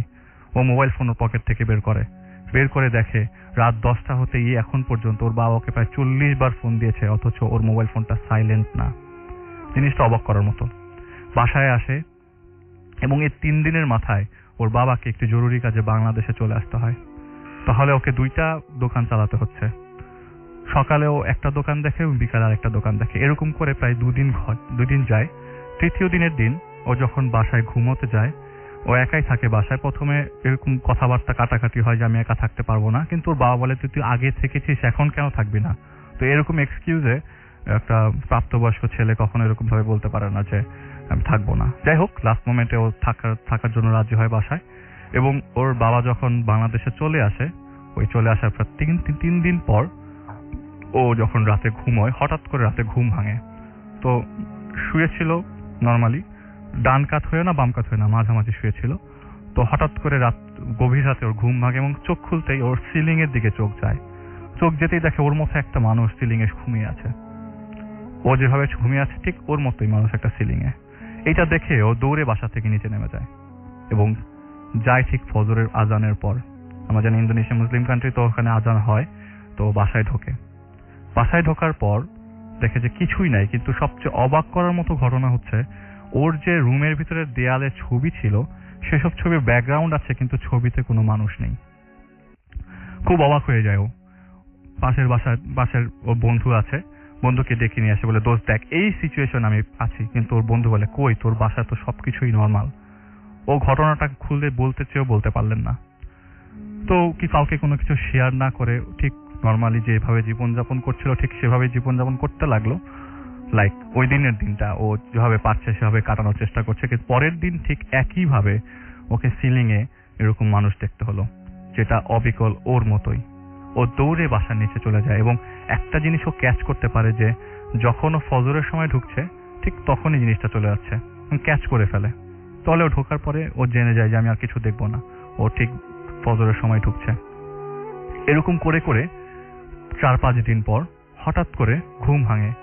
ঘুম ভাঙার পর হয়তো ও মনে করছিল আমি সিলিং এ আবার কিছু একটা দেখবো, কিন্তু ঘুমটা ভাঙছে প্রতিদিনই ওই রকম রাত 2টা-3টার দিকে। ও কিচেন থেকে একটি সাউন্ড পেতে থাকে এবং সাউন্ডটা মনে হচ্ছে যে কেউ রান্না করছে। ও কিচেনে যায়। এখন আমার বাবা বা আপনাদের বাবা যদি কেউ সামনে দাঁড়িয়ে থাকে, আপনারা সবাই দেখলে দূর থেকে দেখেই বুঝতে পারবেন যে এটা আপনাদের পরিচিত কেউ। এবং ও ঠিক দেখে যে ওর বাবা রান্নাঘরে রান্না করছে। ও একটু জোরে চিৎকার দেয়, বাবা তুমি। কিন্তু যখন ওই যে সামনে ছিল সে যখন ওর দিকে তাকায় তখন দেখে যে এটা তোর বাবা না, কিন্তু বাবার মতো দেখতে। এটা দেখে ও আর কিছুক্ষণের মধ্যে মানে ওই জায়গায় 1 মিনিটও দেরি না করে সাথে সাথে নিচে নেমে যায় এবং ওই দিন আর ফজরের সময় ঢোকে না, ওই দিন ডিরেক্ট সকালে ঢোকে এবং ঢুকে বাংলাদেশে ফোন দেয় যে আমি থাকতে পারছি না, আমি কোনোভাবেই থাকতে পারছি না, আমাকে কিছু একটা ডিস্টার্ব করছে, আমাকে পারছি না। তো ওর বাবা তখন বলে ঠিক আছে, ওর বাবার একটা ফ্রেন্ড আছে, তাকে ফোন দিয়ে বলে দিচ্ছে যে ওর সাথে যেন থাকার জন্য। ওর বাবা ঠিক তাই করে, ওনার একটা ফ্রেন্ডকে বলে দেয় যে তুমি তাহসিনের সাথে থাকো। তো ওই আঙ্কেল ওর সাথে থাকতে চলে আসে। ঘটনার দিনে চলে যায়। সেদিন রাতে ওর সাথে উনি ঘুমিয়েছিল। হঠাৎ করে ঘুম ভেঙে যায় তাহসিনের। এবং তাহসিন বাম পাশে মানে আঙ্কেল শুয়েছিল আর ওর ছিল ডান পাশে খাটের। তো উঠে দেখে যে উনি নেই এবং একটা চিৎকারের সাউন্ডে ওর ঘুম ভাঙে অ্যাকচুয়ালি। তো ও যখন ড্রয়িং রুমের দিকে যায়, ড্রয়িং রুমের দিকে গিয়ে দেখে যে ওই লোকটি মাটিতে পড়ে আছে। ওনাকে ওর বুকে নেয় এবং ঝাঁকাতে থাকে যে আঙ্কেল কি হয়েছে, এবং চেক করতে থাকে বারবার হার্টবিট এবং পালস যে না সব ঠিক আছে, হয়তো সে সেন্স হারিয়ে ফেলেছে। ঠিক এমন সময় একটি লোকের সাথে লোকটি ওর পেছনে চলে আসে এবং বুঝতে পারে আমার পেছনে কে আছে। তো ও যখন পেছনে তাকায় তখন দেখে যে সেই লোকটি যে লোকটির সাথে ও খুব রুড আচরণ করেছিল। ওকে বারবার জিজ্ঞেস করতে থাকে তুমি কেন আসছো, কেন আমাকে এরকম ডিস্টার্ব করছো, আমি তো কোনো দোষ করিনি, আমি কি করেছি তোমার সাথে। আর এরকম প্রায় 1 ঘন্টা 1.5 ঘন্টা ওর সাথে কথা বলতে থাকে, কিন্তু ওই লোকটি কোনো কথা বলে না। লাস্ট মোমেন্টে বলে তুমি আমার সাথে রুড আচরণ করে ভালো করনি, আমি তোমার কোনো ক্ষতি করিনি। তখনও বলে যে হ্যাঁ আমি ভুল করেছি তোমার সাথে রুড আচরণ করে, এবং এরকম ভাবে ওর সাথে প্রায় আরো 2 ঘন্টা কথাবার্তা চালিয়ে যায় ফজরের আগ পর্যন্ত। এবং লাস্ট মোমেন্টে ওই লোকটি ওকে মাফ করে দেয়। মাফ করে দেওয়ার সময় বলে যে তুমি আর কখনো এরকম করবে না, এই বলে সে ওখান থেকে সে প্রস্থান করে। ঠিক ফজরের আজান দেওয়ার সাথেই উনি চলে যায় এবং যে আঙ্কেলটি ফ্লোরে পড়া ছিলেন তার হুশ আসে, এবং হুশ আসার সাথে সাথে ওখান থেকে খুব তাড়াতাড়ি মানে যত তাড়াতাড়ি পারে প্রস্থান করার চেষ্টা করে, দৌড়িয়ে বাসা থেকে নিচে নেমে যায়। তো তাহসিন ওনার পিছনে যায় এবং ওনাকে ধরার চেষ্টা করে আপনি কোথায় যাচ্ছেন, কি হয়েছে আমাকে বলেন। আপনি বলে না তোদের বাসাটা অনেক সমস্যা আছে, তোদের বাসাটা ভালো না। আমি যখন রাতের বেলা মানে বাথরুম করার জন্য উঠি, বাথরুমে ঢোকার পর দেখি যে একজন মানুষ আমার সামনে দাঁড়িয়ে আছে, তার মাথাটা আমি দেখতে পাচ্ছি না, মাথাটা সিলিং এর উপরে। এই দেখে আমি এক দৌড় দিয়ে তোদের ড্রয়িং রুমে যাই। ড্রয়িং রুমে যাওয়ার পরে দেখি তোদের সোফায় প্রায় 10 জনের মতো বসে আছে, আর মাটিতে বসে আছে আরো 20 থেকে 30 জন, সবাই তসবিহ পড়ছে। আমি এটা দেখে আর আমি আর কিছু কন্ট্রোল করতে পারিনি এবং সেন্স হারিয়ে ফেলি, এবং এরপরে আমার আর কিছুই মনে নেই। তখনও বুঝতে পারে যে হয়তো এটাই একটা কারণ ছিল ওনাকে সেন্স লেস করবার পর যেন ওর সাথে ওই লোকটি কথা বলতে পারে। এরপরে ও জেনে গেছে যে ওই লোকটি ওকে মাফ করে দেয়, তারপরও এখনো ওর সমাজে মনে হয় যে ওই লোকটি আসে এবং দোকান যখন খোলে প্রায় সময় সেই লোকটিকে দেখে, কিন্তু এরকম ঝামেলা আর ওর সাথে ঘটেনি রাসেল ভাই। অনেক ধন্যবাদ আপনাকে। এবং আমরা আরো একটা ঘটনা শুনলাম, এর মাঝখানে আরো কিছু SMS আমি দেখতে পাচ্ছি চলে এসছে। এমডি রিয়াদ আমাদের SMS করেছেন আমাদেরকে ফেরদৌস, এছাড়াও তন্ময় আমাদের SMS করেছেন এবং থার্ড ঘটনাটি তার কাছে ভালো লেগেছে সেটা তিনি জানিয়েছেন এবং তিনি বলেছেন যে আরো ভয়ঙ্কর কোনো ঘটনা তিনি শুনতে চান। আমাদেরকে SMS করেছেন রাব্বানি। আচ্ছা, আসলে ভয়ঙ্কর ঘটনা, আসলে ব্যাপারটা কি যে আরো ভয়ঙ্কর ঘটনা, এটা অনেকটা আতশবাজির মতো আর কি। দেখার পরে মনে হয় কি আরেকটু ভালো হলে ভালো হতো, বা একটু বেশিক্ষণ হলে ভালো হতো, বা একটু অন্যরকম হতে পারতো, এরকম আমার কাছে মনে হয় আর কি। হিয়া আনা সুইটি ময়মনসিং থেকে আমাদের SMS করেছেন আমাদেরকে শফিক নেত্রকোনা থেকে। নীলা আমাদের SMS করেছেন ডালিয়া এবং তিনি বলেন যে ভয়ে জমে আছি, খুলনা থেকে SMS করেছেন রিদওয়ান আমাদের SMS করেছেন। SMSটা পড়তে হবে কিন্তু রাসেল ভাই, পড়ে ফেললাম। মহিউদ্দিন মুর্তজা আমাদের SMS করেছেন আমাদেরকে সাহাল, SMS করেছেন আমাদেরকে মৌ, এছাড়াও জিহান আমাদের SMS করেছেন তন্ময়, সাদি চট্টগ্রাম থেকে SMS করেছেন, এছাড়াও আমাদেরকে বিপ্লব উদ্দিন SMS করেছেন প্রিন্স, এছাড়াও জেসি আমাদের SMS করেছেন জসিম সিলেট থেকে, খুব সুন্দর ভাইয়া তাই লিখেছেন। কোরবান মাস্টার আমাদের SMS করেছেন the second story was very dangerous, এটা তিনি লিখেছেন। আবির আমাদের SMS করেছেন শহীদুল, এছাড়াও আনন্দ মোহাম্মদপুর থেকে আমাদের SMS করেছেন এবং সবসময় ভূতের FM এর মাঝখানে তার ভয় নাকি শোনা অফ করে দিতে হয়। ও তাহলে তো মুশকিল, তাহলে তো আমাদের আরেকটু ভয় কমিয়ে দেবো নাকি। সুমি ময়মনসিং থেকে SMS করেছেন থার্ড SMS নয়, স্টোরি হবে এটা, আসলে স্টোরিটা সুন্দর তাই বোঝাতে চেয়েছেন তিনি। ফুর্তি আয়না আমাদের SMS করেছেন মিরপুর থেকে এবং তিনি হচ্ছে অনেক ভালো লাগছে। এছাড়াও প্রান্ত খন্দকার আমাদের SMS করেছেন টঙ্গী বাজার থেকে আমাদেরকে, এছাড়াও SMS করেছেন ডিজে আমান, আমাদেরকে রাজভীর SMS করেছেন ওয়ারি থেকে, এছাড়াও ওয়ালিদ SMS করেছেন নাদিয়া এবং আমাদেরকে SMS করেছেন রিফাত, SMS করেছেন আমাদেরকে নাহিদুজ্জামান, এছাড়াও আবুল খান ডেমরা থেকে আমাদের SMS করেছেন আমাদের তুষার বোটবাজার থেকে, আমাদেরকে কৃষ্ণা SMS করেছেন আমাদেরকে আব্দুল্লাহ টাঙ্গাইল থেকে, কবির খুলনা থেকে আমাদের SMS করেছেন, আমাদেরকে FM কাউসার SMS করেছেন রকি ঢাকা থেকে, চার্লস রাসেল, আচ্ছা চার্লস আমাদের SMS করেছেন আচ্ছা 3 বছর হয়ে গেল তার SMS নাকি আমি পড়িনি, ও মাই গড। সাইম আমাদের SMS করেছেন SK সুমন SMS করেছেন আমাদেরকে আরো অনেকেই। আপনি যদি SMS করতে চান তাহলে মোবাইলের মেসেজ অপশনে গিয়ে টাইপ করুন ফুর্তি FORTI ফুর্তি, স্পেস দিয়ে লিখুন আপনার নাম, স্পেস দিয়ে আপনার মেসেজ পাঠিয়ে দিন 9840 নাম্বারে। আমরা চলে যাব আমাদের পরবর্তী ঘটনায়, আমাদের প্রথম অতিথির কাছে। আপনার নামটা প্লিজ আরেকবার বলবেন, তারপর আপনার ঘটনায় শুনবো আমরা। থ্যাংক ইউ রাসেল ভাই। আমার নাম বশির আলম, আমি এসেছি টুঙ্গি কলেজ গেট থেকে, আমার দেশের বাড়ি নড়াইল। মূলত আমি একজন এখন পেশাজীবী ড্রাইভার, কিন্তু আমার সাথে যে ঘটনাটা ঘটে আমার নড়াইলে নিদিখোলা গ্রাম, সেখান থেকে যাই আমি একটা কলেজে গানের অনুষ্ঠানে। সে অনুষ্ঠানে যেয়ে গান শুনতে যেখানে যাই, সেই কলেজটার নাম হচ্ছে আপনার নাম না বললেও চলবে বোধহয়, সমস্যা নাই। যাই হোক, বল্লারটুক কলেজে আমি একটা গান শুনতে যাই। কিন্তু আমার সাথে যারা যায় তারা সবাই থাকে আমার গ্রামের লোক। আমার সাথে আমার ছোট ভাই নাসির, সেও ছিল। যাই হোক, আমি ওখানে গান শুনতে যাওয়ার পরে যেটা হয় যে গান শুনে আসার পথে ভ্যানে, আমার ভ্যান থাকে বা আমি তখন ভ্যান চালাই, আমি সেই ভ্যানটা নিয়ে যাই। যারা আমার সাথে যায় তারাও থাকে, বা ওখান থেকে ফেরার পথে যারা থাকে গ্রামের তারাও ভ্যানে এসে ওঠে, বা আমার ছোট জন বলে তুই চালা এবং আমি বলি যে না তুই চালা। এরকম দুই ভাইয়ের মধ্যে ঠেলাঠেলির ভিতরে তখন আমাকে বলে যে ঠিক আছে, যদি তুই না চালাতে পারিস তাহলে তুই হাইটে আয়, আমি ভ্যানটা নিয়ে চলে যাব। যাই হোক, আমি ওটা চিন্তা ভাবনা করে আমি চিন্তা করি যা রাস্তাতে ঘুরে গেলে বাড়িতে তখন 10 থেকে 15 কিলোমিটার হবে, আর আমি যদি বিলের মাঝখান থেকে যাই তাহলে ঠিক 4 থেকে 5 কিলোমিটার বা 6 কিলোমিটার হবে। আমি এটা চিন্তা ভাবনা করে ঠিক আমি রাস্তা থেকে বিলের মাঝখান দিয়ে নেমে হাঁটা শুরু করলাম। হাঁটতে হাঁটতে ঠিক বিলের মাঝামাঝি জায়গাটা আসলে আমি ঠিক মনের সুখে বা মনের দুঃখে একটা গান গেতে থাকি মনের ভিতরে গুনগুন করে।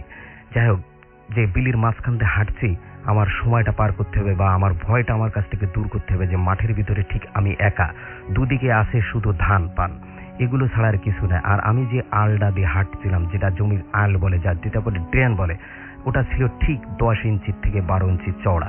যাই হোক, কিছুক্ষণ পর পর আমার কাছে মনে হতো যেন আমার পিছন দিকেও হাঁটছে। আমি এটা চিন্তা ভাবনা করে আমি বারে বারেই পিছনে তাকাতাম, কিছুই দেখতে পেতাম না। কিছু দূর আসার পরে মনে হলো যে ঠিক এখন যেন আমার পিছে কেউ আছে। আমি পিছনে ঘুরে তাকাইতে দেখি একজন মুরব্বী বয়সী লোক, চুলগুলো ছিল সাদা, দাড়ি ছিল কালো, যাক হাঁটছে। আমি তাকে উদ্দেশ্য করে বলি, কাকু আপনি কি উপার যাবেন? সেই উপারটা হচ্ছে যে বিলের মাঝখানের উপরে যে গ্রাম বা সোজা উপর পাশেই যে গ্রাম, এই গ্রামটাই থাকে। সে কোনো কথাই বলে না। তখন আবার বলি, কাকু আপনি কি গ্রামের উপরে যাবেন বা বিলের উপরে যাবেন? সে তখন কিছুই বলেন। আমি জিজ্ঞেস করি, ঠিক গ্রামের নামটা উল্লেখ করি, কাকু আপনি কি মূলদাড়ি যাবেন? তখন সে বলে, হ্যাঁ আমি মূলদাড়ি যাব। কিন্তু আওয়াজটা থাকে বিকট একটা খারাপ আওয়াজ, যে আওয়াজটা কোনো মানুষের মুখে এখন পর্যন্ত আমি শুনতে পাইনি। যাই হোক, সেই ওই কথা বললে আমি মনে করি যে মুরব্বী লোকটা তো কথার ভয়েসটা হয়তো অন্যরকম হয়ে যেতে পারে। এটা চিন্তা ভাবনা করে আমি হাঁটতে থাকি। আমার কাছে মনে হয় কিছু কিছু সময় বা কেন যেন মনে হয় যে লোকটা আমার সাথে হাঁটতে হাঁটতে ঠিক আমার গার সাথে মিশে যাচ্ছে।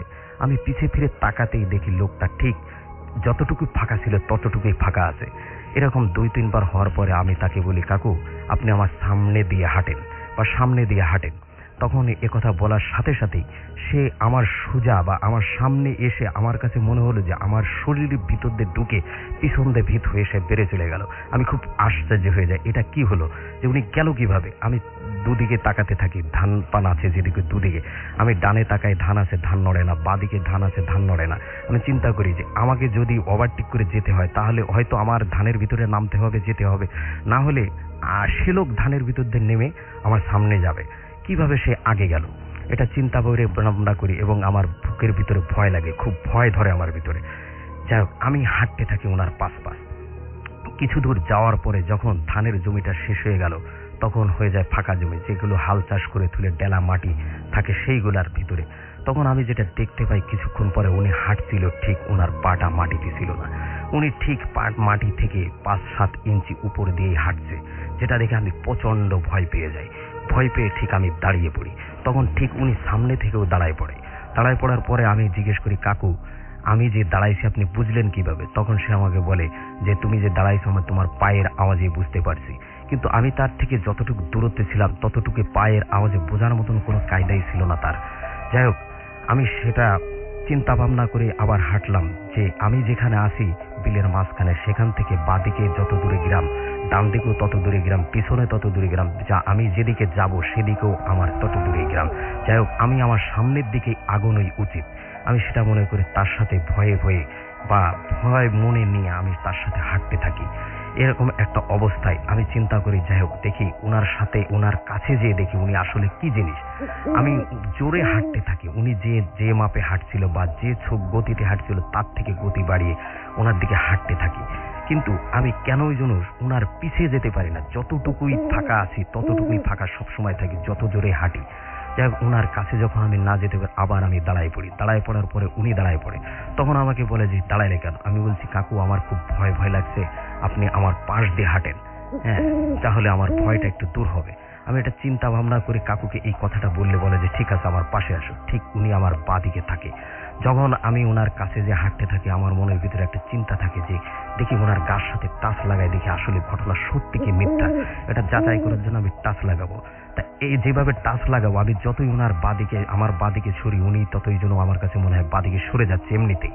কিন্তু আমি যেভাবে টাচ করার উদ্দেশ্য করি সেটা হচ্ছে রাস্তা দিয়ে একটা মেয়ে হেঁটে গেলে বা একটা বকটায় ছেলে হাঁটে আসতেছে, সে হুচুট খেয়ে পড়ে ইচ্ছা করে তার গার সাথে যেভাবে টাচ লাগে আমি ঠিক ওইভাবে তার গার সাথে টাচ লাগানোর জন্য চেষ্টা করি। সেটা হচ্ছে আমি যদি তার গার উপরে পড়ি তাহলে আমার মাথাটা ঠিক তার বুকের পাশে লাগবে বা কোমরে লাগবে বা মাজায় লাগবে। আমি সেরকম করে ঠিক লাফ দিয়ে তার গার উপরে পড়ি যে দেখি তার শরীরের সাথে আমার শরীরটা টাচ হয় কিনা। আমি যখনই লাফ দিই, লাফ দেওয়ার পরে মনে হলো যে তার ঠিক ডান পাশের কোমর দিয়ে আমার মাথাটা ভিত হয়ে আমি ওই পাশে উল্টে পড়ে গেলাম। পড়ে যাওয়ার পরে যেটা দেখলাম যে দেখি উনি আমার ঠিক ডান দিকেই এসে আমার পার কাছে দাঁড়াইছে, আমার দিকে ঠিক বড় চোখ করে তাকিয়ে। আমি প্রচন্ড ভয়ে উঠে আর খাড়া হয়ে দাঁড়াতে পারি না বা দাঁড়াতে পারি না। তখন যেটা হয় দেখি আমার পা কেটে যে মাটি, ডেলা মাটিগুলো শুকনা থাকে ওতে পা কেটে রক্ত পড়েছে, কিন্তু সেই রক্তগুলো মাটিতে পড়তেছিল, কিন্তু সেই মাটিতে যে রক্ত আছে সেরকম কোনো দাগ তাতে হচ্ছিল না, বা সেই দাগটা তখনই মুছে যাচ্ছে। আমি যেটা করি, আমার বাম হাত দিয়ে সেই রক্তটা এনে আমার চোখের কাছে নিয়ে দেখতে লাগি যে আসলে রক্তটা যাচ্ছে কোথায়। যখনই আমি ওটা দেখতে লাগি, যে দেখি একটা পেট্রোল তেল বা একটা অকটেল তেল হাতে ধরে কাছে আনলে আস্তে আস্তে যেভাবে শুকিয়ে যায় সেইভাবে শুকিয়ে যাচ্ছে। আমি এটা দেখে প্রচন্ড ভয় পেয়ে যাই, প্রচন্ড ভয় পেয়ে ঠিক সেখানে দাঁড়ায় থাকি। উনি ঠিক আমার কাছ থেকে হেঁটে কিছু দূর সামনে চলে যায়। যাওয়ার পরে যেটা হয়, আমি রাস্তার কাছাকাছি আসলে, যে রাস্তাটাতে আমাকে উঠতে হবে সেই রাস্তার কাছাকাছি আসলে থাকে একটা মাছের ঘের বা মাছের খামার যেটাকে বলা হয়। সেইটা থেকে কিছু দূর দূরে থাকতে আমি যেটা দেখতে পাই, ওই লোকটা বা ওই মুরব্বীটা ঠিক ওই মাছের ঘেরের পাড়ে উঠে গেল। মাছের ঘেরের পাড়ে থাকে আছে আম গাছ, জাম গাছ, আম গাছ, বাবলা গাছ এবং কলা গাছ। ঠিক উনি যেখানে উঠে গেল, উনার মাথার উপরে ছিল বড় একটা বাবলা গাছ। যে বাবলা গাছের যে ডালটা উনি ধরেছিল, সে ডালটা ছিল এতটুকুই মোটা, যে ডালটা ঠিক 10-15 ইঞ্চি মোটা। যে ডালটা আমার মতো লোকের 10 জনের বা 15 জনের ডালটা নিচে টেনে নামানো সম্ভব হয় না বা হবে না, সেটা উনি একাই কেমন যেন টেনে ধরে নামাচ্ছে এবং ডালের সাথে উপরে উঠে চলে যাচ্ছে। আমি এটা দেখে প্রচন্ড ভয় পেয়ে ওখানে দাঁড়ায় থাকি। আমার কাছে মনে হয় যে আমার মনে হয় আজকে বাড়ি যাওয়া হবে না, বা আমার ছোট ভাই আমাকে ভ্যানে না নিয়ে কেন যেন রাগ করে রেখে গেল। আমার লাশটা মনে হয় সকালবেলা এখান থেকেই নিয়ে যেতে হবে মরা অবস্থায়। আমি এটা মনে করে আমি ঠিক কাঁদতে থাকি, আমার চোখ দিয়ে ঝরঝর করে পানি ঝরতে থাকে। যাই হোক, কিছুক্ষণ পরে দেখি গাছটা ঠিক নীরব আছে, গাছটা শান্ত আছে, গাছটার পরে সেই লোকটা নেই। আমি চিন্তা করি এই একটা সুযোগ দৌড় মেরে চলে যাওয়ার গাছের নিচে দিয়ে, কিন্তু আমি যেখান দিয়ে যাচ্ছি ওইখান দিয়েই যাওয়া ছাড়া আর আমার কোনো রাস্তা ছিল না। আমি ওই গাছের নিচে দিয়ে যাওয়ার সময় যখন দৌড় মেরে চলে যেতে যাই, তখন মনে হয় যে আমাকে পিছন দিয়ে কেউ ধাক্কা মেরে ফেলে দিয়েছে। আমি সামনে উবুর হয়ে পড়ে যাই, বা সামনের দিকে আমি পড়ে যাই। পড়ে পিছন দিকে তাকাই, দেখি ঠিক ওই লোকটাই আছে, কিন্তু সেই লোকটার থাকে একটা মুখ বা এক চেহারা, থাকে না কোনো বডি, থাকে না কোনো হাত, থাকে না কোনো পা। আমি এটা দেখে ভীষণ ভয় পেয়ে ওখানে আত্মহারা মতন হয়ে যায়। হওয়ার পরে যেটা হয় যে আমাকে উনি হাত পে না পা দে কি দিয়ে ধরে উনি ওই ডালটা টেনে ডালের সাথে বাঁধিয়ে আমাকে ছেড়ে দেয়। ডালটা যখন স্প্রিং করে উপরের দিকে উঠে যায়, তখন আমি নিচে ঠাপ করে পড়ি।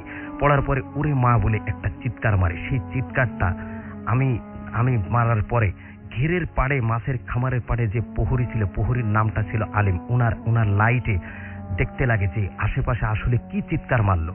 তখন আমাকে দেখে ওনার লাইটের আলোতে যে আমি ওখানে পড়ে আছি।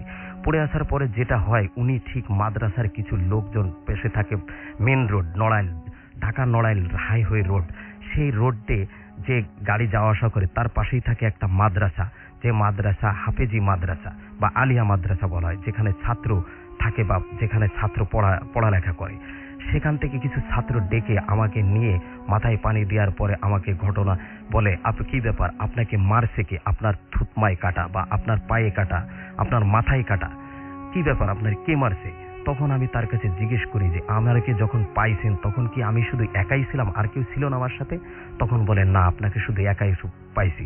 তখন আমি যেটা বলি যে আমার সাথে কি আর কেউ ছিল, বা আমার কাছে আর কি ছিল, বা কিছু কি দেখতে পাইছেন? তখন সে বলে না, কিছুই দেখতে পাইনি, শুধু আপনার ওই চিৎকারটা শুনে আমি লাইট মেরে দেখি আপনি পড়ে আছেন। তারপরে যেটা হয়, উনি ওনার গামছাটা, ওনার ওখান থেকে গামছা নিয়ে আমাকে পরায় দেয় এবং আমার গার যত পোশাক ছিল, জামা, গেঞ্জি এবং লুঙ্গি সবগুলো ছিঁড়ে ভুড়ে যায়, যেগুলো পরার মতন কোনো অবস্থা ছিল না। তখন আমি তাকে, সে আমার কাছে জিজ্ঞেস করে ঘটনাটা কি। তখন আমি তাকে ঘটনা খুলে বলি যে ভাই এই ব্যাপার। তখন সে আমাকে বলে যে ভাই, তাহলে তো এই কারণ, আমার মাছের ঘিরের যে চিংড়ি মাছ, সে মাছটা প্রতি রাতে খেয়ে যায়, খেয়ে মাথাটা ঘিরের পাড়ে পাওয়া যায়, কিন্তু মাছটা পাওয়া যায় না। কৃষি খায়, মালিকের কাছে আমি এটা জবাব দিতে পারি না, কিন্তু এখন তো আপনার ঘটনা শুনে আমি তো আর এই ঘিরে পোয়াদ দিতে বা ঘের প্রহরী হিসেবে আর থাকতে পারবো না। আমার সাথে যদি আর কেউ থাকে তাহলে আমি এখানে থাকতে পারবো। যাই হোক, ওই মাদ্রাসার ছাত্র বা উনি ওনার কাছে আমাকে রেখে দিয়ে সকালবেলা বাড়িতে যখন পাঠাই, বাড়িতে মা মনে করে যে খুব মারামারি করে তাই আসছে, এটা মা মনে করে। কিন্তু আমি আমার আব্বাকে ঘটনার খুলে বলি। খুলে বলার পরে আমাদের গ্রামের হাফেজ নাম করে একজন লোক, তার নাম থাকে হাফেজ মহিউদ্দিন, তার কাছ থেকে কিছু পানি পড়া এনে দেয়। এনে দেওয়ার পরে আর আমাকে উনি ডাক্তারের কাছে পাঠায়, যে ডাক্তারের নাম আছে স্বপন ডাক্তার, হিন্দু ডাক্তার ছিল, তার কাছে পাঠায় যে তার কাছে যায় তোর এই জায়গাতে চিকিৎসা করে আয় বা ওষুধ নিয়ে আয়। রাসেল ভাই, এই ছিল আমার ঘটনা।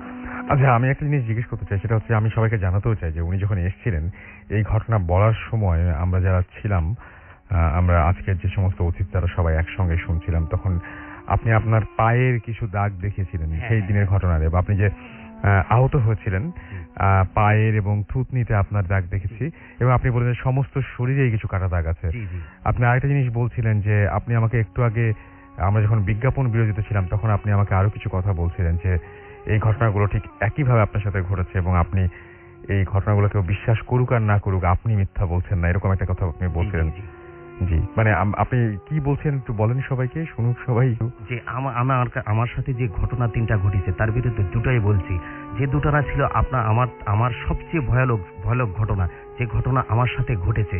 যাই হোক, আমি সবাই মনে করে এখানে যারা লিসনার্সরা মেসেজ পাঠায় তখন রাসেল ভাইয়ের কাছে জিজ্ঞেস করে, রাসেল ভাই এই ঘটনার কতটুকু সত্য বলে মনে করা? তখন রাসেল ভাই বলে, লিসনারদের দলে ভূতে প্রেম, আমিও এখনো তাদের দলে, কিন্তু আমার ঘটনা কতটুকু সত্য সেটা জানাবেন লিসনার্সরা। এবং আমি মনে করি যে আমার ঘটনা সম্পূর্ণ সত্য, এবং আমি যে ঘটনাটা বলেছি এই ঘটনাটা এবং আমার মা আব্বা প্রত্যেকটা ঘটনার সাথে জড়িত ছিল এবং প্রত্যেকটা ঘটনা জানতো, কিন্তু ময়মনসিংহে যে ঘটনা ঘটেছিল এই ঘটনা আমার মা বাবা এখনো জানে না, এই বলতে চাচ্ছিলাম। ওকে, তো আপনাকে অনেক ধন্যবাদ। আমাদের কাছে বেশ কিছু SMS অলরেডি চলে এসছে, সেই SMS গুলো আমরা পড়ে ফেলতে চাই। আমাদেরকে রাফি কক্সবাজার থেকে SMS করেছেন এবং তার কাছে ভালো লাগছে। রবিন আমাদের SMS করেছেন জুরাইন থেকে। আশিক হাসান আমাদের SMS করেছেন মিরপুর থেকে। এছাড়াও আমাদের SMS করেছেন, আচ্ছা আশিক হাসানের অবশ্য ভয় লাগছে সেটা তিনি জানিয়েছেন। মাসুদ খুলনা থেকে আমাদের SMS করেছেন এবং আমাদেরকে SMS করেছেন অনাকা ময়মনসিংহ থেকে, খুব ভয় পেয়েছেন তিনি।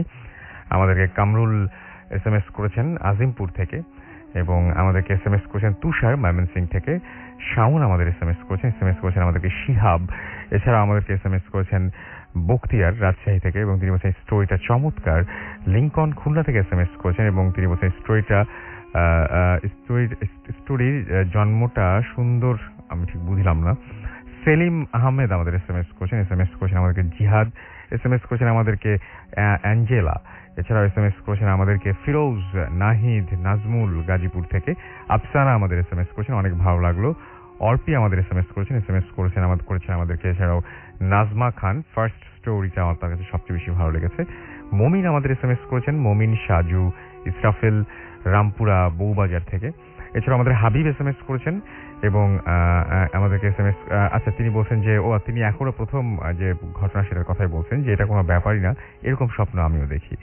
ওকে, আপনার স্বপ্ন যদি আপনার জানাতে ইচ্ছা করে আমাদেরকে ডেফিনেটলি আপনি জানাতে পারেন। কিন্তু ডিজে আতাহার আমাদের SMS করেছেন নাসিরউদ্দিন হেলাল। এছাড়া অর্ণব আমাদের SMS করেছেন আমাদেরকে জায়ের সহ আরো অনেকে। আপনি যদি SMS করতে চান তাহলে মোবাইলের মেসেজ অপশনে গিয়ে টাইপ করুন ফুর্তি, FORTI, ফুর্তি স্পেস দিয়ে লিখুন আপনার নাম, স্পেস দিয়ে আপনার মেসেজ পাঠিয়ে দিন 9840 নাম্বারে। যদি আপনি চান আমাদের কাছে ইমেইল করে ঘটনা পাঠাবেন তাহলে আমাদের ইমেল অ্যাড্রেসটি জেনে নিন। আমাদের ইমেল অ্যাড্রেসটি হচ্ছে bhutfm@radiofurti.fm, which is bhwtfm@radioforti.fm। নাম, ঠিকানা এবং ফোন নাম্বার সহ আপনার জানা সবচাইতে ভয়ের ঘটনাটি আমাদের কাছে লিখে পাঠান। যারা দেশের বাইরে রয়েছেন তাদেরকে বলবো যে আপনার ঘটনাটি সরাসরি আপনি রেকর্ড করে পাঠাতে পারেন, এবং ঘটনা যারা ইমেইলের মাধ্যমে পাঠাচ্ছেন, লিখে পাঠাচ্ছেন যারা, তাদেরকে বলবো যে দয়া করে শুরুতেই উল্লেখ করুন যে ঘটনাটি আপনি স্টুডিওতে এসে শেয়ার করবেন নাকি আপনি চান যে আপনার ঘটনাটা আমরা পড়ে শোনাই।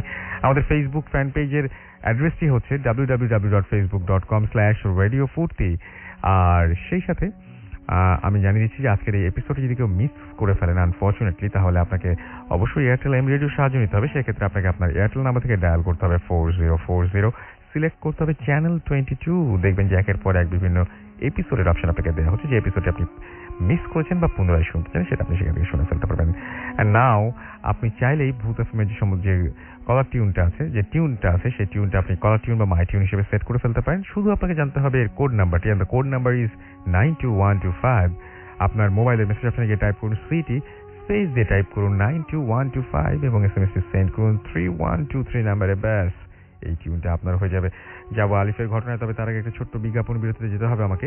ফিরে আসছি একটু পরে, আমাদের সাথে থাকুন। স্টে টিউনড রেডিও ফুর্তি, এন্ড ডোন্ট স্টপ দ্য ফুর্তি।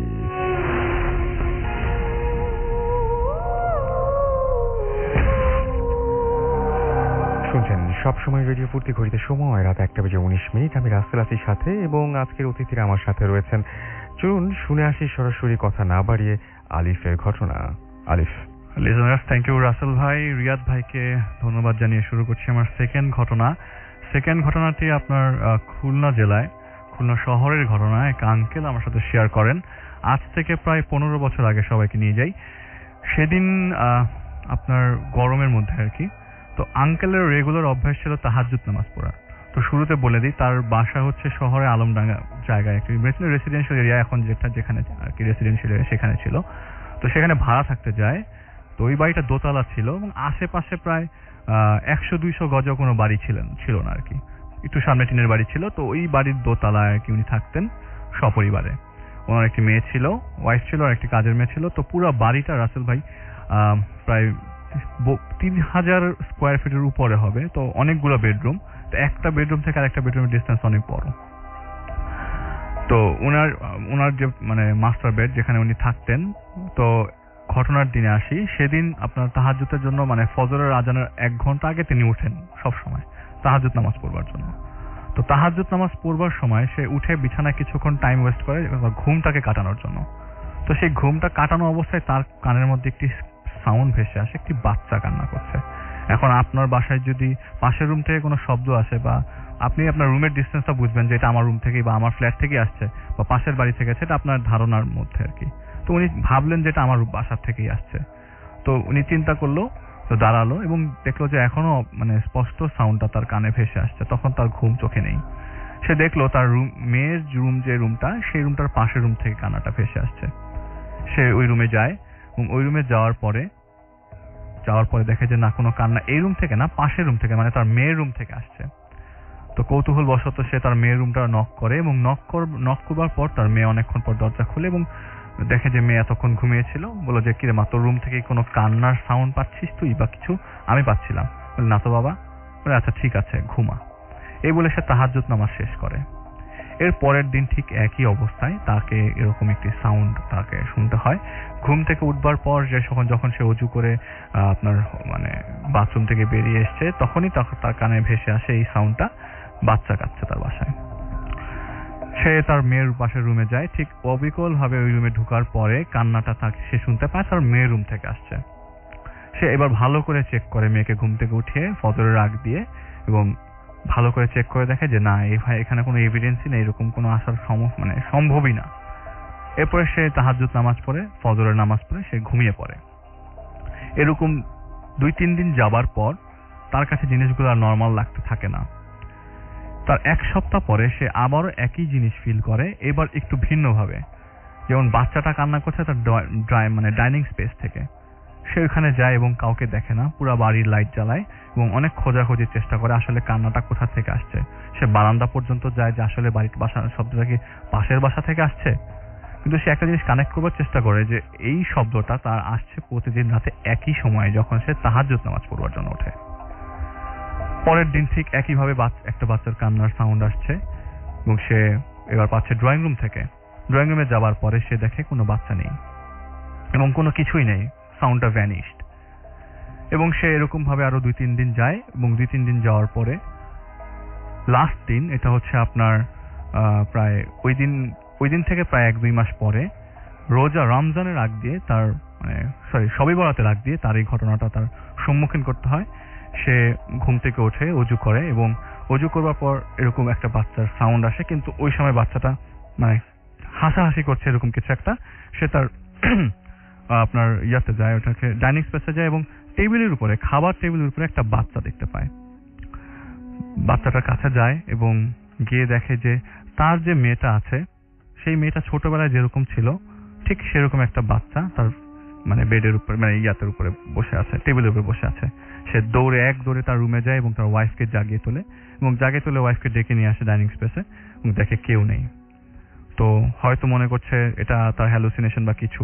এটা কি হ্যালুসিনেশন তো হওয়ার কথা না, কারণ এত বয়স্ক একজন মানুষ, তার বয়স তখন 45, তার মেয়ে ক্লাস 8-এ পড়ে, তো এরকম হওয়ার কথা না।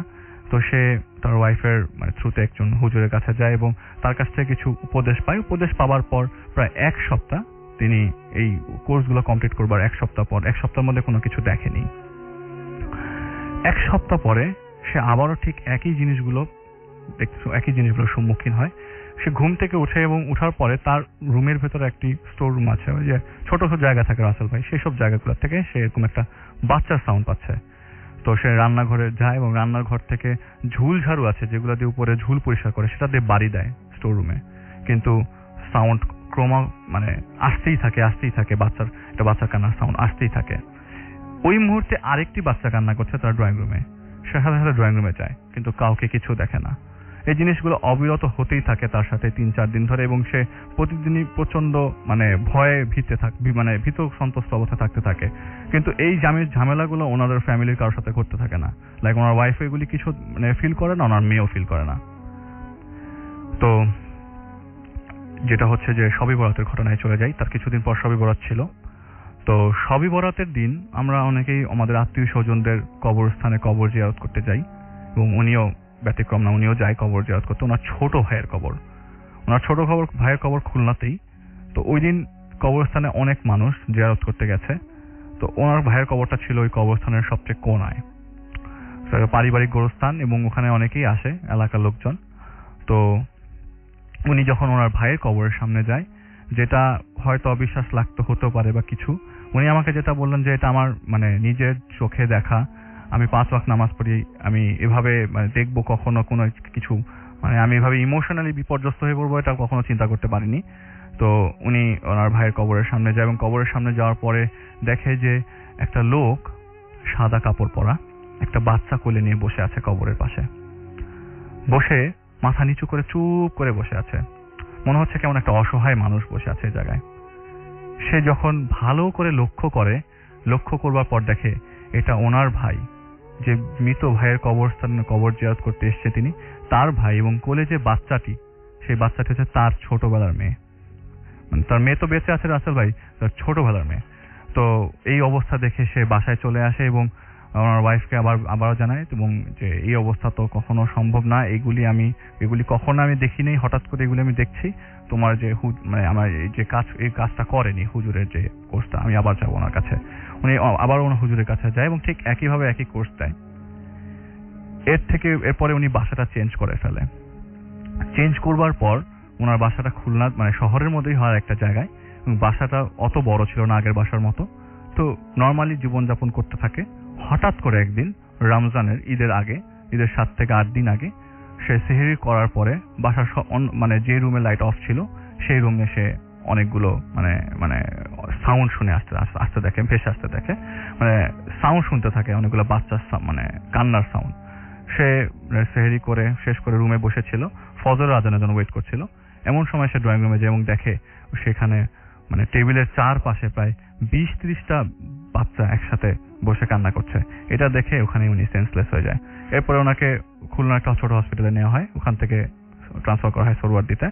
সোহরাওয়ার্দী ট্রান্সফার করবার পর তাকে হার্টে এরকম সমস্যা ধরা পড়ে, এবং তারপর থেকে উনি মানে আবারও একই হুজুরের কাছে যায় এবং বলে যে আপনি যেসব জিনিস দিয়েছিলেন এগুলো কিছুতেই কাজ হয়নি। তখন উনি জানতে পারে যে পারিবারিকভাবে, আমাকে ডিটেলস বলেনি, পারিবারিকভাবে ওনাকে মানে ক্ষতি করতে চাওয়া হয়েছিল, এবং ক্ষতি করতে চাওয়ার কারণে সে এইসব জিনিসগুলোর সম্মুখীন হয়েছে। এখন উনি মানে অনেক চেষ্টা করবার পরেও মানে ওনার হেল্প নিয়ে এই যে জিনিসগুলো থেকে কাটিয়ে উঠে আসছে, এবং উনি এখন সুস্থ আছে। কিন্তু তারপরেও তার মনে হয় যে মনে হয় কান্নার সাউন্ড ভেসে আসবে বা কিছু, কিন্তু এখন ওরকম আর সমস্যা হচ্ছে না। পরে উনি মানে কোন একজনের মাধ্যমে সুস্থ হয়েছেন? হ্যাঁ, অবশ্যই। এবং উনি যেটা জেনেছিলেন যে ওনাকে যে জিনিসটা যে ক্ষতি করা হয়েছিল সেটা অনেক পাওয়ারফুল ছিল। ওনাকে প্রথমে যে কোর্সটা দেওয়া ছিল সেটা কমপ্লিটলি কাজ করেনি। পরে যখন আরো পাওয়ারফুল ডোজ দেওয়া হয় এবং এটা পরে কাজ করে গেছে আর কি, পরে জিনিসটাকে টোটালি বন্ধ করে দেওয়া হয়, মানে এটা কাটিয়ে উঠে আসে আর কি। এখন উনি সুস্থ আছেন? এখন উনি সুস্থ আছেন। অনেক ধন্যবাদ আলিফ। আমরা পরবর্তী একটা ঘটনা শুনলাম আলিফের কাছে। এই ঘটনাটাও বেশ চমৎকার লাগলো আমার কাছে। আমি জানি না যে আপনাদের কাছে কেমন লেগেছে। আমরা ছোট্ট বিজ্ঞাপন বিরতি চলে যাবো, একদম সময় নেই। আমরা বিজ্ঞাপন বিরতি করে আবারও ফিরে আসছি। আমাদের সাথে থাকুন। স্টে টিউনড রেডিও ফুর্তি এন্ড ডোন্ট স্টপ দ্য ফুর্তি।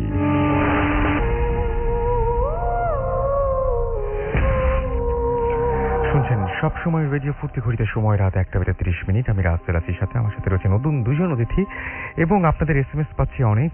তানভীর খান আমাদের ঢাকা থেকে SMS করে বলছেন ফোর্থ স্টোরিটা খুব ভয় পেয়েছেন তিনি। নাজমুল টিকাটুলি থেকে আমাদের SMS করেছেন আমাদেরকে। ইসরাইল রাজশাহী থেকে, এবং আমাদেরকে SMS করেছেন দেখতে পাচ্ছি Leon, third story was very good. আমাদের SMS করেছেন ইপা লালবাগ থেকে, ভাইয়া ভূত FM আমার হাজবেন্ড মিলে শুনছি।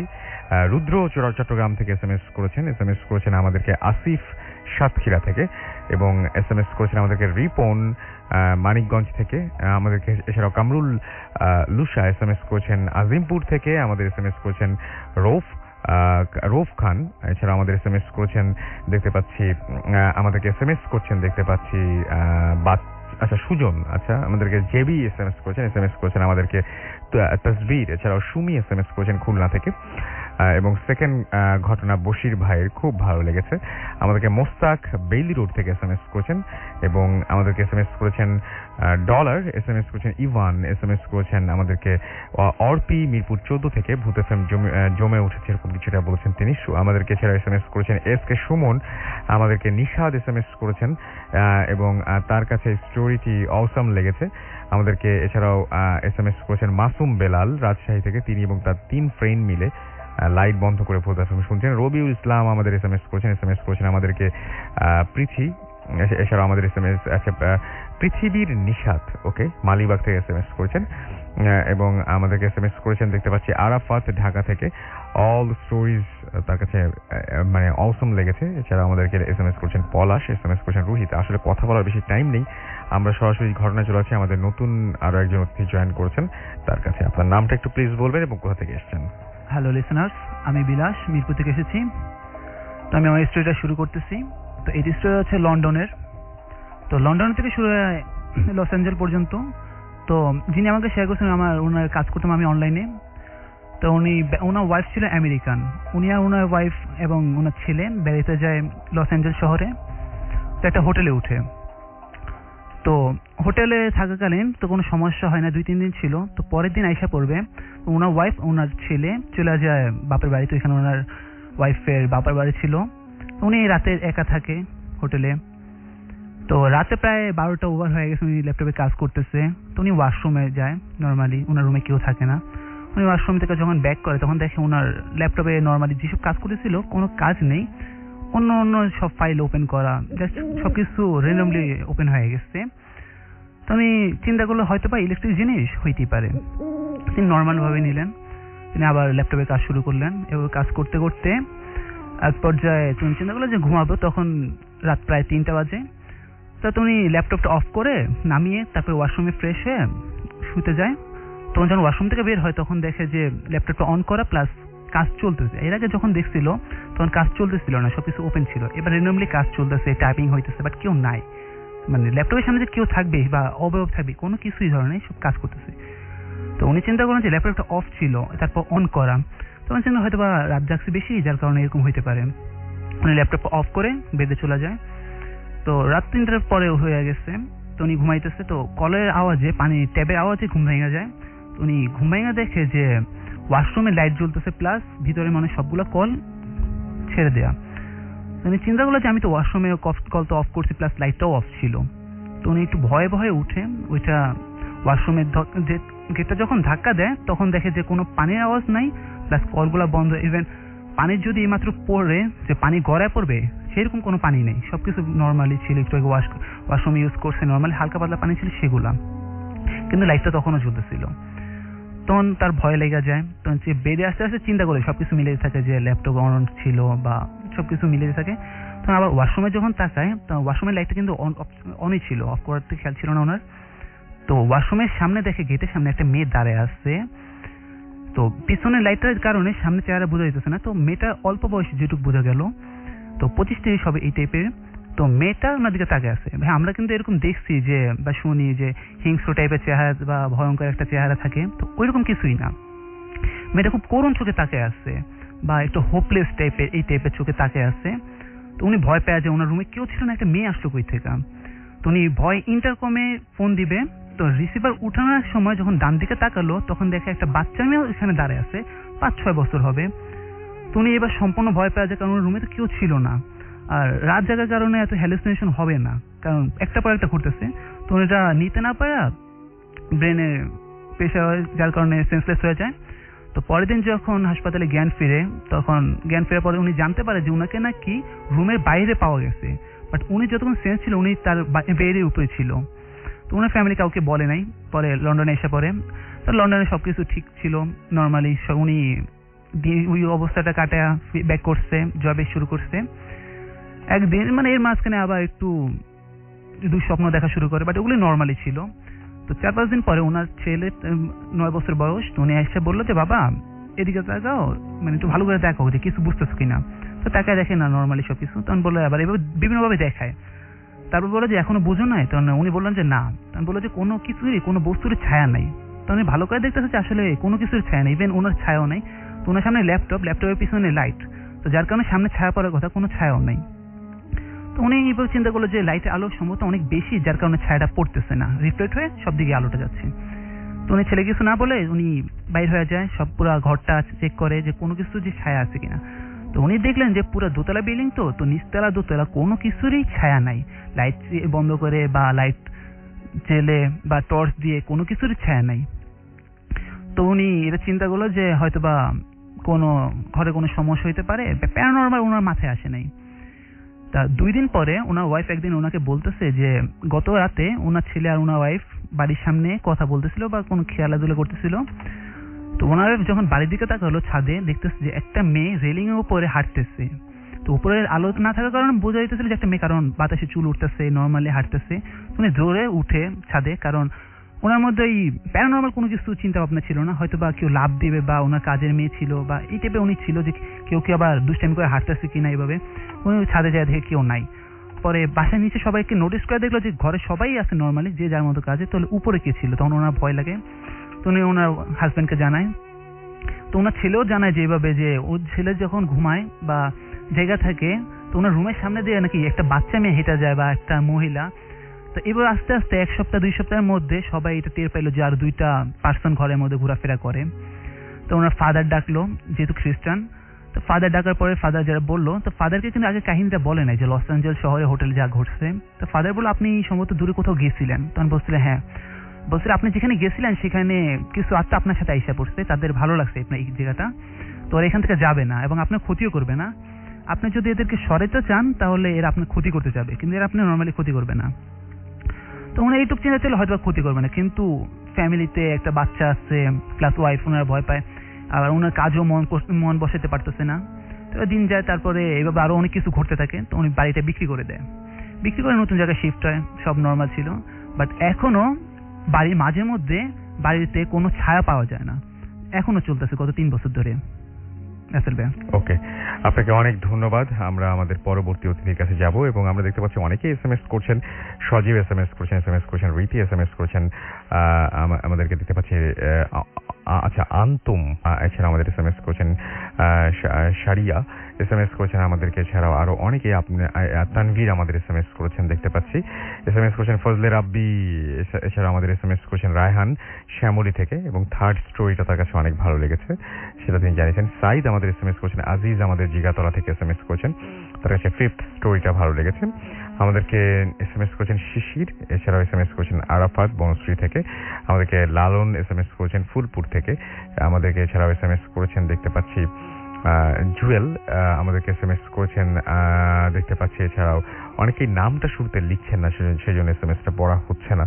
আপনারা যেটা করতে হবে, প্রথমে মোবাইলে মেসেজ গিয়ে টাইপ করতে হবে ফুর্তি, FORTI ফুর্তি, স্পেস দিয়ে লিখতে হবে আপনার নাম, তারপরে আপনার মেসেজ, তারপরে হচ্ছে সেটা পাঠিয়ে দিতে হবে 9840 নাম্বারে। তো এই অর্ডারটা যদি আপনি মনে রাখেন, এই অর্ডারটা মনে রাখলে আমার মনে হয় SMSটা আমার জন্য পড়া অনেক সহজ হয়ে যায়। যাই হোক, চলে যাচ্ছি আমরা আমাদের পরবর্তী অতিথির কাছে, তার ঘটনা শুনবো। আপনার নামটা বলবেন এবং কোথা থেকে আপনি এসেছেন। হাই লিসেনার, আমি ঢাকার পল্টন থেকে এসেছি এবং আমার হোম ডিস্ট্রিক্ট বগুড়া। আসলে আমি সরাসরি স্টোরিতে চলে যাচ্ছি। স্টোরিটা মূলত বেশ কিছুদিন আগে না, অল্প কিছুদিন আগে, আমি কিছুদিন আগে আমার হোম ডিস্ট্রিক্ট বগুড়াতে যাই এবং বগুড়া থেকে আমার বাসাতে যেতে হয় অন্য একটা গাড়িতে। তো আমি এখানে 2 দিন থাকার পর আমার বাসায় যাচ্ছি। তো আমি বগুড়া শহর থেকে গাড়িতে উঠি আমার হোম ডিস্ট্রিক্ট ধুনটের উদ্দেশ্যে। তো বগুড়া শহর থেকে আমার সঙ্গে আরেকটা মেয়ে ওঠে এবং আমার পাশের সিটেই বসে, এবং কিছু দূর আসার পরে শেরপুর নামে আরেকটা উপজেলা আছে, সেইখানে মেয়েটা নেমে যায়। তো এর মধ্যে আমাদের মধ্যে কিছু কনভারসেশন হয়, দেন উনি নেমে যায়। তারপর আমি আসতেছি, আসার মধ্যে আমি নামবো, আমি যেখানে নামবো ওইখানে আমি এসে গেছি আমার জায়গায়। তো আমি নামতে গিয়ে আমি দেখতে পাচ্ছি, আমি জানালার বাইরে দেখতে পাচ্ছি যে ওই মেয়েটা জানালার ওই পাশে দাঁড়ায় আছে, রাস্তার পাশে। তারপরে আমি একটু ভয় খাই এবং গাড়ি থেকে নামি। তো নামার পর আমি চিন্তা করতেছি কুয়াশা এবং এসব দেখতেছি। তো আমি বাসায় ফোন করি এবং আমার আব্বু সেদিন বাসায় ছিল না। আমার ছোট কাকা আমাকে আগায় নিতে আসে। ও হ্যাঁ, আমার বাসায় যাইতে ওইখান থেকে মেইন রাস্তা থেকে 2-3 কিলোমিটার ভিতরে আমার বাসা। রাতে তো গ্রাম্য রাস্তা, মানুষ না থাকারই কথা।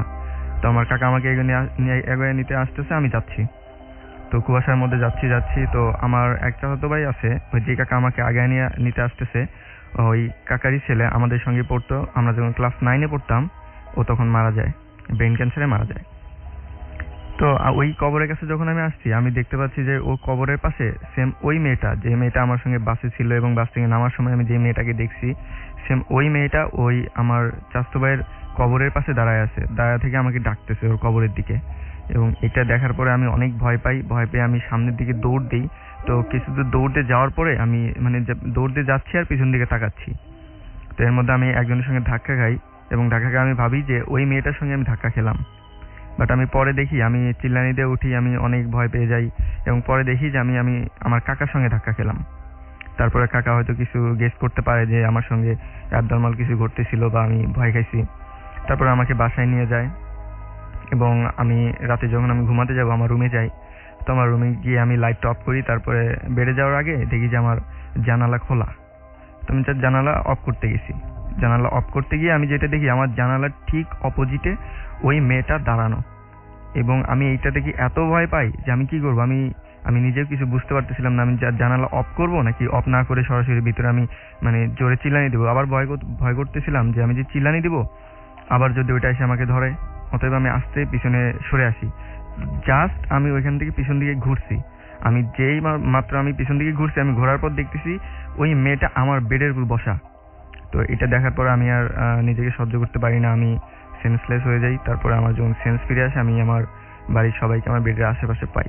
এবং এটা হওয়ার পরে আমার নিজের মধ্যে কিছু প্রবলেম হচ্ছে, যেমন আমার শরীরটা ভেঙে গেছে, আমি অনেক সিক হয়ে গেছি, আমার হাত পায়ে আমি একটু শক্তি কম পাচ্ছি।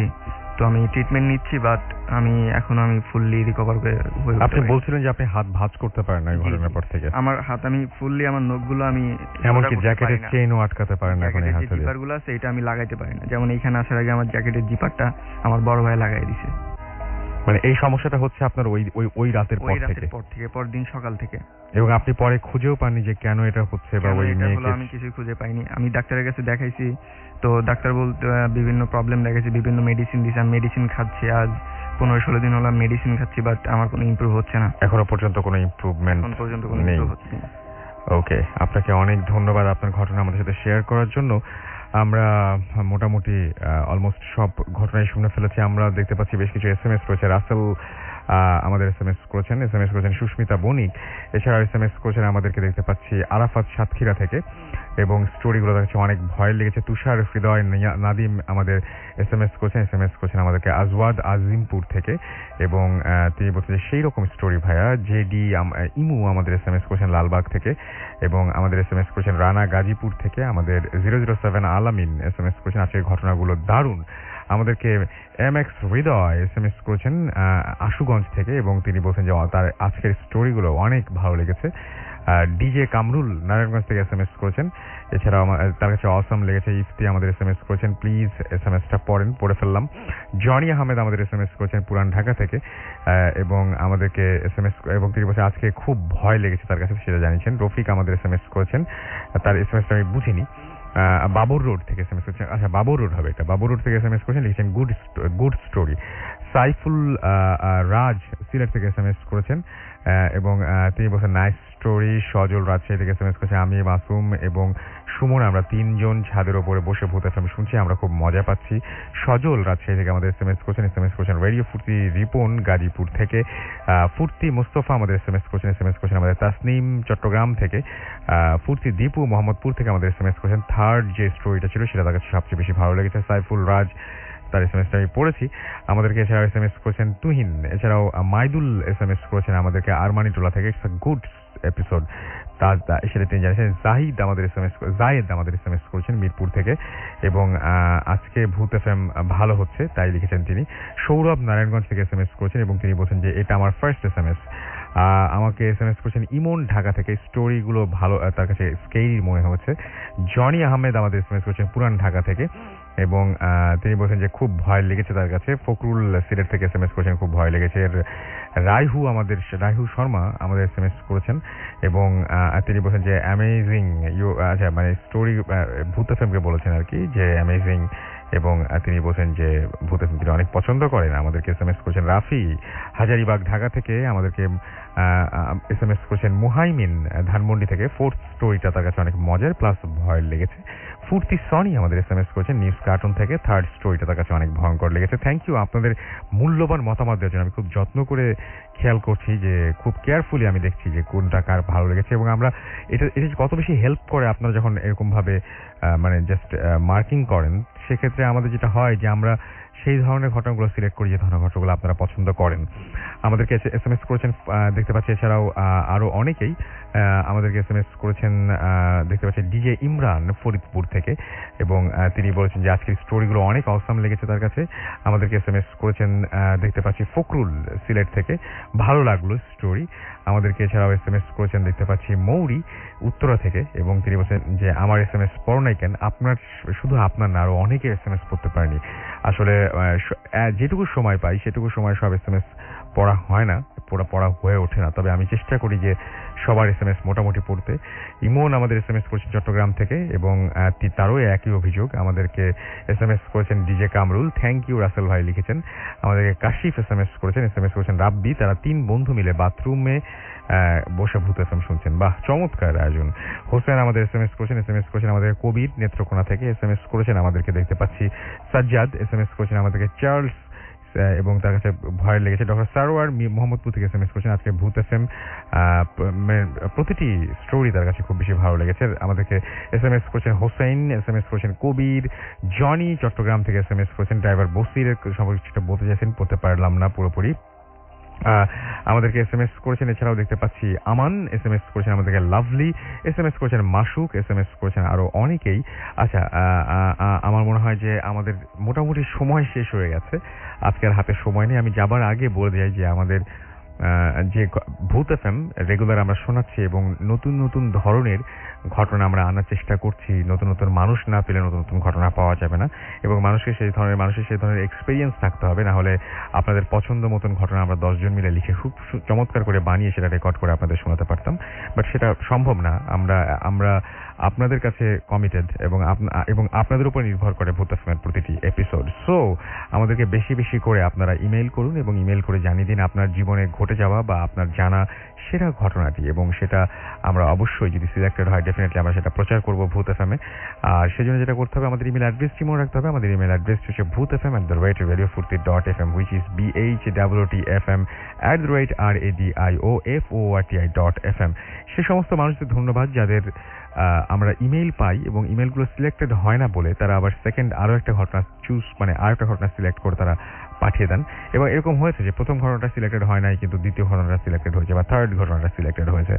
আবার অনেকেই ভূত এফএম লেখেন, ভূত এফএম শুনছেন এই মুহূর্তে, হয়তো আশা করছেন যে তার ঘটনাটা হয়তো সিলেক্টেড হয়েছে, পড়া হবে বা তাকে ডাকা হবে। তারপরেও না, যে হয়তো আমরা অনেকগুলো ঘটনার মধ্যে থেকে কিছু ঘটনা বেছে নিতে হয়, তারপরেও যে ভূত এফএমের সঙ্গে আপনারা আছেন, সবসময় থাকছেন, এই জন্য আপনাদেরকে অসংখ্য ধন্যবাদ। আসলে আমি অনেক কৃতজ্ঞতা প্রকাশ করছি আমার পক্ষ থেকে। যাই হোক, কথা হবে আবারও আগামী সপ্তাহে, এবং ঠিক রাত 11:59 আপনাদের ইমেইলের অপেক্ষায় থাকলাম, এবং আপনারা অবশ্যই জানাবেন যে আজকের এপিসোডটি আপনাদের কেমন লেগেছে, কোন ঘটনাগুলো বেশি ভালো লেগেছে, আর কি কি পরিমার্জন করতে পারি আমরা ভূত এফএম নিয়ে। আর এতক্ষণ ধরে তো সব ভয়ঙ্কর ঘটনা শুনলাম, এখন এই জন্য আপনাদের জন্য আমি যেটা রেগুলারই করি, আজকেও একটা চমৎকার গান লিখে রেখেছি আমার প্লেলিস্টে, যে গানটা আপনাদের একটু অন্যরকম মুডে নিয়ে যাবে আমি আশা রাখি। রেখেছি পিঙ্ক ফ্লয়েডের কামিং ব্যাক টু লাইফ। আশা করছি এই গানটা আপনাদের অনেক ভালো লাগবে। আজকের মতো এখানেই শেষ করছি। আগামী সপ্তাহ পর্যন্ত সবাই ভালো থাকবেন, সুস্থ থাকবেন, সুন্দর থাকবেন, মোস্ট ইম্পর্টেন্টলি ফুর্তিতে থাকবে। আজকের মতো এখানেই টাটা, প্লে করছি কামিং ব্যাক টু লাইফ।